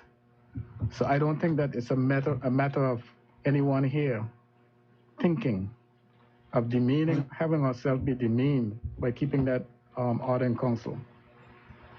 That's the one that I feel that I would be most comfortable addressing. I think the other members can deal with that and the other issue other question that you asked.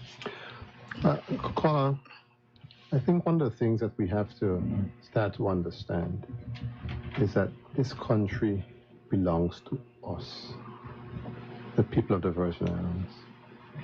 What the opposition is doing here tonight, we are coming to you who are our bosses. You are the people who have a stake in this country. And this idea of waiting for somebody from the UK to come to complain about the state of the country is archaic and should not even cross our minds. What needs to happen is for the people of the country, regardless of which government is in office, regardless of whatever side of the political divide you may reside on, stand up as Virgin Islanders. And we are bringing issues to you to the fore. We're going to be having the vote of no confidence on the agenda on Friday. Make your presence felt. Come down to the House of Assembly. Invite persons to come down, because that is the way that you manage this country, and that is the way that you hold the people who you have elected accountable. It's not by waiting for an overseas minister to come down and go and rat out a bunch of complaints to him like we're children. We have to start, regardless of whatever we do, whether it is, whatever of the options we take as it relates to self-determination, whether it is independence, whatever it's free association, whatever it is, at the end of the day, we have got to take the bull by the horn as citizens of this country and say to whatever government it is, in this case, this one, that enough is enough and we're not pleased with the direction of our country. We don't have to wait for anybody to come from the UK to run to them to give them no complaints. We need to stand up now, and that is what we're trying to encourage people to do.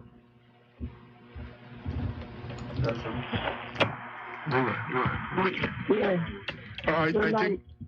Good night. Good evening. Yeah, good night, Miss Patterson, Maureen. Yes, ma'am. You know what? When you're in government, right? You are minister in government, and Ronnie, Honorary Ronnie, and most of them guys there is government people, except in Nata. He knew. But you know what? Agriculture used to be number one in the BVI. Yes. So how I get so? How them people who are sit down here and let me rest the whole Shorande got our country in, the ship is sinking, and we are sitting down here and got Shorande doing what he want our country. Shorande only one man. He run Tatola. He working for we. How is our country like this? Our country in a state right now because she don't sink. And you know, Mr. Asink, you a past Minister of Agriculture. You know, they have 20 well here in Paraquita Bay full of water, a garage, you know. I work government 40 years in Paraquita Bay, you know. And Mr. Ronnie Skelton, Ronnie, you know that how Paris used to be because you have run water here. That's right. You know, you have pool in Paraquita Bay. No, I want 6 hours. Take a tour of Paris tomorrow and see what Paris looks like now. Is a garbage to us and see all the garbage dump.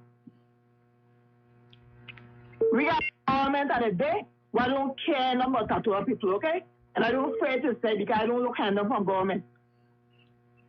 We need to get our country back on the ship sail and not sinking. Because it's sinking right now. The ship is sinking. And it don't sink already. She gets Sharani out of our seat. He ain't got to like me. Come here, want to like me. Okay? I need to stop playing this country and get serious with it because we ship don't sink. Why I want to do everybody dead and float up on top of water? Wait till that happen. Think I'll put there. The hurricane destroyed the little hurricane passed through here. Destroy all of my stuff them. And this piece of thing I got about agriculture man here 7 years. And you got a man in a ship for 7 years. And you can't ship his thing. Can't ship his sail. Row the boat. What happened to it? You know, think? You got to buy agriculture department here. He need to go. You got a man on ship for 7 years and he ain't achieved nothing because he got a bit of garbage.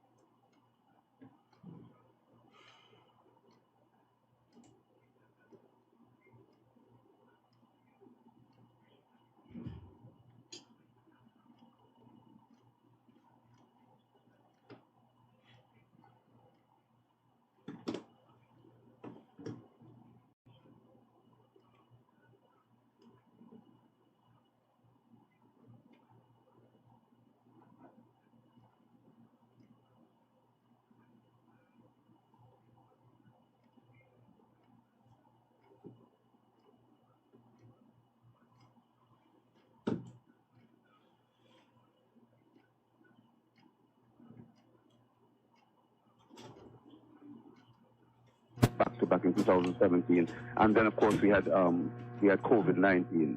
He's now recently added to that his request for the removal of the governor from cabinet. So I just want to hear from the opposition as to how do they see his points of political instability, systematic problems, and natural disasters, along with his views on the governor, and how do you see that from an opposition standpoint? I'll hang up and listen to your response. Thank you. Gentlemen, it's up to you. Thank you, caller. I don't know exactly what he means by political instability, whether he means that it's from the local point of view or the UK's point of view. But political instability seems to be a word that he just streamed up and he came out of his mouth. Because this is a country that the transfer of power is always peaceful. It is never under any threat of violence or threat of anything. It's a peaceful transfer of power. The people didn't vote for you, they vote for the other side, and the other side, they got the power and they move on. So I don't know exactly what he means by political instability. The systematic problems in the service, in the public service, it didn't just start here. I remember being close to Mr. South, and he was always talking about some of the the system problems and trying to get more control over the public service so that he can get the things what he wants done. So if he is so if he is such a smart premier, he should be able to use his skill set to be able to get people to do what he wants done instead of for all of these problems. I think he's more interested in having the power over people than to get people. In other words, you catch more flies with honey than vinegar. And if he used that part of the skill set, I think he will do a lot better. And he spoke about the failures of natural disasters of Maria and COVID. We all governments in the world went through. Not all government, but a lot of government in the Caribbean went through hurricanes, they went through COVID. All of us went through COVID. And continue to use those things as excuses, I think it's not necessary at this point in time, because we have rebounded. When you look at hurricanes, Irma and Maria, and where this country is today in terms of let's take, for example, its housing stock. Although you can see still some homes that needs to be rebuilt, but this country has done well in its recovery effort, and it has nothing to do with the government, because the government is occupying spaces in private places where those people who were damaged during Hurricane Irma and Maria were able to build back their establishment so the government could rent from them, and the government can get their admin building up and running. So there is as a leader, you can't go up and down the place blaming everything else for your problem, because you're the one who is in charge. The governor, yes, has his role to play, and all the premiers and chief ministers of this country had difficulties with governors, and it's not going to stop for as long as they remain in the position they're in and have reserve powers. So we are going to have to build our institution, build our country, force, so that when we say, okay, we had enough of you, that it will be an easy transition, because they will have not need to do anything for us at a point in time. And I know there's a lot of us believe that Britain has done so much for us, but I don't subscribe to that, because somebody's gonna have to point it out to me. Because in education and healthcare, some of our two major things that got us this distance, and the infrastructural work of this country was done by locals, by us, the local government. So the premier needs to stop looking for excuses, and let's get the work done. Let me deal with the issue of the governor. Deal with the issue of the governor and cabinet. There's a caller. We need a caller. Good evening. You're live. Good evening. It's good to hear Ms. P moderating the show this evening. Good night to the gentleman on the program this evening. Thank you very much for coming out and having this national discussion with us with respect to the motion of no confidence. I have a few points that I wanted to highlight, and about two questions. I think most people in this territory know that I'm very passionate about the condition of the territory. And I've noticed in the motion that it speaks to the condition that the territory has been kept in over the last several years. One only has to drive from East End to West End. Virgin Gorda is a little better. Van Dyke is a little better, and Antigua is much better. But the general appearance of the territory is really a sad state of affairs. And if we are intending to attract investors to the territory, I think we have to pay attention to the way the territory is kept. I've always said that we're not keeping the territory clean for visitors, but we are keeping territory clean for ourselves first. And once it's kept in a pristine manner, in a tidy state, then the tourists that will arrive will benefit from the way that we look after it. But we've seen over the last few years that the bush has grown so high that the work that is being undertaken right now, thanks to the motion of the confidence, is a mammoth task, because trucks of bush have to be trucked away from a roadside that generally should be kept clean on a regular basis. And I think I heard Honorable Turnbull mention it. There was a system in place before we had the COI, where Public Works and Waste Management, in collaboration with private contracts that were awarded to persons across the 9 districts of the BVI, that kept the territory looking pristine and clean. That system and that structure seems to have disappeared. And we are now trying to clean up the place. And I know it's going to be a very costly exercise because of the volume of bush that has to be cut.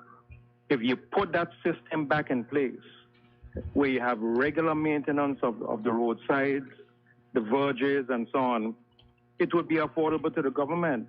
People would have work to do on a regular basis. Private contractors would have work to do on a regular basis.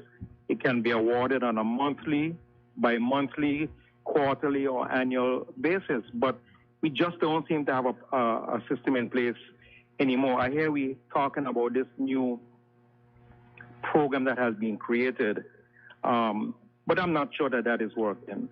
And I think that before we start talking about attracting investors into the territory, we need to really, really go back to the drawing board and determine once and for all how we're going to manage keeping the territory clean. We still have votes from because of the time frame. I have to ask for your questions. I'm really sorry. I'm really sorry I have to ask for my questions too. So, in the essence of time, then, my 2 questions are: first of all, where do we stand currently with the consumer protection legislation? That's number 1. And number 2, I wanted to know if the loan of $100 million has been, will be guaranteed by the UK government. Thank you. Thank you too, gentlemen. No, everybody has got another thing. Just got other questions. You want a guarantee? You want to talk about a guarantee? I'll just answer quickly the question about the consumer protection legislation. The legislation was passed in the House, and it was supposed to come into operation under the Trade Commission. The now minister, with all wisdom, took the decision to suspend the Trade Commission, and the intention was to have that operationalized through the Trade Department, which we know was impossible because of the legislative changes that were required. So it's been on hold for the past going on a year now because of the decision as made by the minister, the now minister, and the government to suspend the Trade Commission. So we are without a functioning consumer protection regime because of the decision to suspend the Trade Commission. His second question, who'll pick it up? For the loan guarantee? Yeah, loan guarantee. Yeah, it would be guaranteed by the British government. All loans have to be approved and guaranteed by the British government. But this wasn't said to the public. A lot of things weren't said. No, the public is knowing now from us. Good evening, and thanks for calling in. May we hear you? Hi, good evening, panel. Good evening, everybody. I have just 2 quick questions that I'd like to ask the panel. One is, when you guys were in power under the NDP, right after the hurricane, there was a loan that was offered to the BVI. And I don't think the public got a clear understanding of why we didn't take that loan. And B, the RDA was formed with recommendations that you guys gave. And I'm trying to figure out why the RDA is not as successful in doing national plans. Why there's still so much talk about, we need to do sewage, we need to do this, we need to do that. All these administration, and it's still haven't fixed the problem. Could you guys elaborate a little bit on that? Who will pick up? Mr. Fraser? Yes, indeed. The British government did indeed offer to guarantee 400 million pounds, which is like $426 million loan for the territory for reconstruction and other things, as has been stipulated in the notes. The reason that it hasn't been followed up on is that when the Virgin Islands Party took office in 2019, the then Premier and his surrogate decided that it's something that they weren't interested in. It wasn't. They claim it wasn't good for the country. And in asking questions to this administration now, they're saying that the offer was withdrawn. I kept asking for them to show us the notes indicating that it was withdrawn, and they can't find them. But I am one person who believes that in order for this territory to ever get back on its right footing, they need to take the British government up on that loan guarantee. We need that money. $400 million is not nearly enough money to rebuild this country and get us to where we deserve to be. One caller asked earlier about the Premier requesting that the governor be removed from cabinet. That's an event which time has come, and it's passed a long time ago, 17 years ago, when we were doing the 2007 constitutional review. The matter was on the table in the UK, and myself and the other member for the opposition vehemently opposed it. We opposed it on the grounds that back then, I hope I'm right, politics was really personal. The leader of the opposition could tell you, we visited a site a few days ago, and we looked at it, and he can remember that it's an initiative that he started. And because the administration that took office after him decided that it should stay the way it was, and it's the way it is.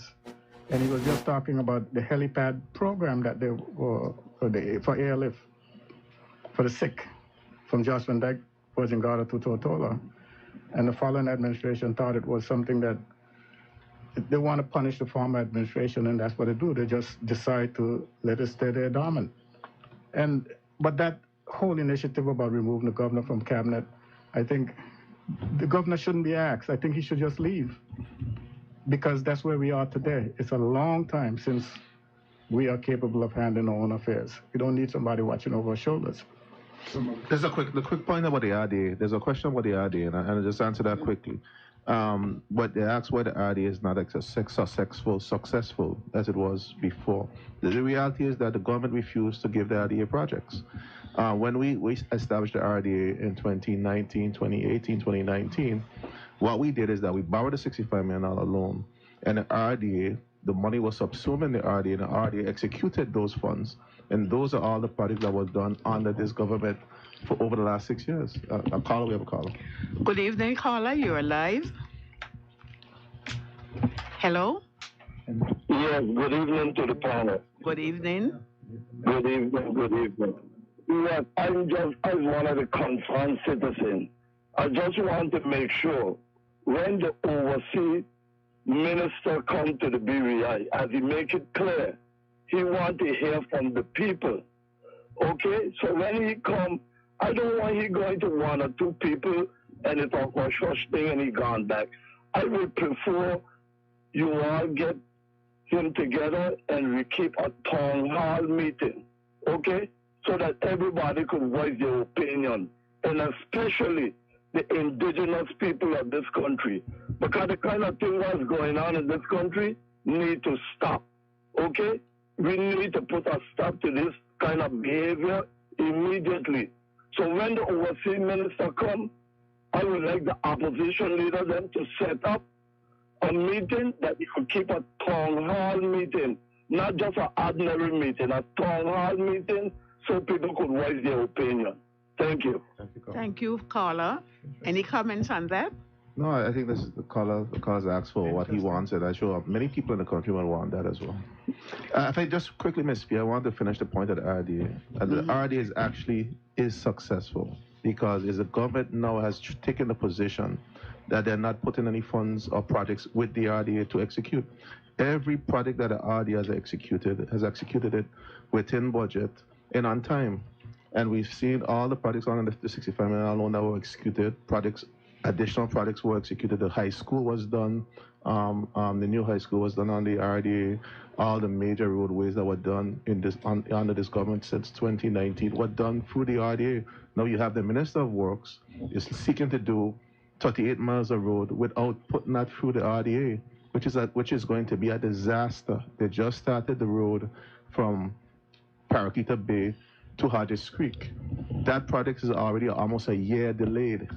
And he's tried to do it through the ministry. If he had done it through the RDA, we'd have got the proper designs, we'd have got the proper engineering, and the road would have been executed in a way that will be best practice into a good standard. We saw what happened at Fish Bay. Every time it rained, Fish Bay used to flood. The RDA took that project, engineered it, went through the entire process, and we now have a road that has stood the test of time during all the major floods that we've had recently, and we've had no flooding on Fish Bay. And the RDA has been a success story. If I may, I have a few questions I wanted to get to. With regard to educational infrastructure, I am very concerned with the conditions teachers are expected to work under. We have rooms with no fans, mounted or standing. Electricity and water goes off multiple times a week, and money is being spent on everything except giving students and teachers a palatable environment in which they can teach and learn. How is the government being held accountable? They can't manage the schools that exist, and now in terms of basic infrastructure, but want to rebuild Althea Scatley Primary School and Isabella Morris Primary School, when not even 30% of the student population come from the western end of the island. That's one question. There's another one asking if the opposition will ask for the report on the Commissioner of Police, and there was another one. I'll try to find that one. Who wants to comment? Before I jump into the first question of Joel's table, I'll go back to where we were on the RDA, where Honorable Penn left off. And I think it's important for us to understand what is happening now. The RDA became a success story because it was funded, because you had proper management and proper systems in place. Now you understand that the minister has a plan to merge public works, which has been stripped of its human resources and human capital to be able to execute the things that they used to execute. And he wants to merge RDA with public works without fixing the structural issues and systematic issues within the public works department. Minister also has this grand idea that he wants to merge BVI electricity with water and sewage. Oh, you cannot take things that have life in them. BVI electricity has life. It has the ability to earn money. The government owes it money, but it can sustain itself. But the water and sewage department, we made it a statutory body that has been losing some $20+ million every year. You don't hook on a dead thing to a living thing and expect it to live. So this is the problems that we have. We have to ensure that we fix the things and not try to push problem onto something else because we're going to destroy our country. To the question that asked about education, again, it comes down to planning. And you don't have to develop new plans. Just look at what was done back in the day. Back in the day, the honorable member for the 6th was the Minister of Education. Honorable Eileen Parsons was Minister for Education. But go back to the vision that was cast. We were educating our people to go away to school, to come back to take the jobs, the top paying jobs in the trust companies, in the government service, so that we could be responsible for our own affairs. We have gone away from that and we just want to do things in silos for our own benefit, but it is not materially beneficial to the growth and the development of this territory. We have so many people with education away that want to come back home, but we're not making opportunities for them. We're not making any place for them to come back home, and we have to change that. I want to just add on something very quickly to go back to those failings that the caller spoke about, this political instability, the systemic problems in the service, and natural disasters. What you have been seeing happening over the last couple of days is a leader who refused to accept responsibility for his actions. What you have here are just 3 excuses. And he's been on a whistling tour all over trying to deflect the issues. And That is not a good sign of leadership. If you're a leader and you make a mistake, you accept that you make the mistake and you move on, and you aspire to do better. When you start to make excuses, especially to talk about the civil service, yes, there are inefficiency issues in the civil service, but the issues that we have raised here, the $20 million overage, you're the Minister of Finance. That's not the service. That is you. We've been asking for the economic plan for the country. We've asked for the tourism plan for the country. We've complained about the fact that there's no inward investment in the country. We've asked for a tourism plan. We talked about Prospect Reef. We talked about agriculture, crime, social services. We talk about you not funding the National Business Bureau. Those issues are not systemic issues. Those are leadership issues. And you have to start to take, if you want to be the leader of this country, you have to learn to take responsibility. Heavy is the head that wears the crown. And if things are not working right, particularly the things that we have just mentioned here, those are ministerial issues that you have to address. Is that the call? 5 minutes. If I may piggyback on that as well, to the question that I read that was submitted via WhatsApp. Again, it comes to leadership. Althea Scatliff, I've said it publicly, there is a strong alumni there. I know it's being built by private money. I've heard that there's been consultancy. If I am wrong, come forward, alumni from Althea Scatliff, and tell me you've been consulted. If the persons in the 5th district have been consulted, come forward and tell me you've been consulted on what is happening. And when it comes to Isabella Morris, the same thing. Are we looking at just ministers executing their plans? Is the Premier taking control of his cabinet and having conversations about how things should be done? We're screaming and saying the schools need things, and I agree. Accountability, it starts with the opposition, but it also includes the leader of the country. Moreover, when we look at where this vote of no confidence is going, we have 5 minutes. I want to say to the public, come out to the House of Assembly, and if the Premier is trying to delay this vote of no confidence, let him know and the cabinet know that this is a part of democracy, it is part of good governance, and it should not be delayed. Be a leader and take what is coming in terms of democracy. I honestly believe. Just a minute. Yeah. Not an ear? No. When we done then. One of the things that I think the Premier is doing with his vote of no confidence, he's playing into the hands of the British. Because if they can sit there and see that you are willing to basically thwart democracy, make sure that democracy, the democratic processes don't happen, that's dangerous. Mm-hmm. That's dangerous. And then, like the caller said, November, the Minister for Overseas Territory will be here. And I was talking to the people who are doing the sovereign rating today, and they're listening to the show. They're listening. Well, you know. What I don't understand is how can you tout that you're an advocate for accountability, good governance, and transparency? A vote of no confidence in a parliamentary democracy is an accountability tool. Yes. That is what it is. Why are you running from the accountability tool? Yeah. Why are you running from it? And you're trying to pack up the order paper with all manner of things, hoping that the vote of no confidence will lose momentum and lose its sting. Yeah. Why are you doing that? When we were in government, Honorable Fraser, you brought about 2 of them. Yeah. And we welcomed them. Yeah, we welcomed them and we had them ventilated and we discussed the issues. Yeah. Why are we running from accountability to the people? And he has 4 colleagues who are, no, he has 6 colleagues who are supporting and abating this foolishness. What is happening also is on him right now, going around the country on every radio show and on every panel now, speaking where his colleagues defending what his actions. Do we have political instability within his government? His own government. No, but if he continues down this road to make sure that or try to ensure that the vote of no confidence doesn't happen. He is only playing into the hands of the British.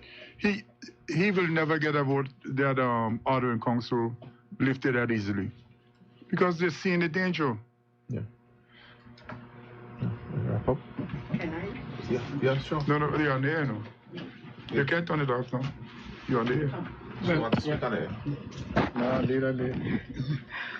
I would like, thank you for the permission to make 2 comments. I have said it, and I will say it from top of Sage Mountain, that of all the ministers of education, including me, I think Minister Walwyn was the best. That's the first thing. Again, I am concerned that the Premier is talking about incompetence in the civil service. I was a minister of 3 ministries, and up to today, I talk about the competent staff I had and the loyalty that staff showed to me. What has happened between 1995 and now? He is saying, ladies and gentlemen, thank you very much for listening. Thank you for your calls. And I sincerely hope this is the first of many because it is needed. You need to know what is truly happening in your country, and tonight you heard it. Thank you, ZBVI and all the other radio stations for having us on. And gentlemen, I am truly honored to have been selected, although I didn't think I was up to the mark, but somebody said they're glad Miss P was here, so I say it too. Thank you very much, Miss P, and good night to everybody. Good night, everyone. People, good night. Good night. The Virgin Isle is a garden.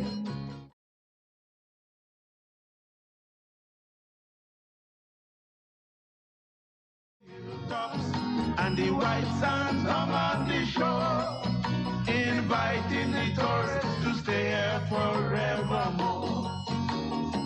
Yeah, she say inviting the tourists to stay here forevermore.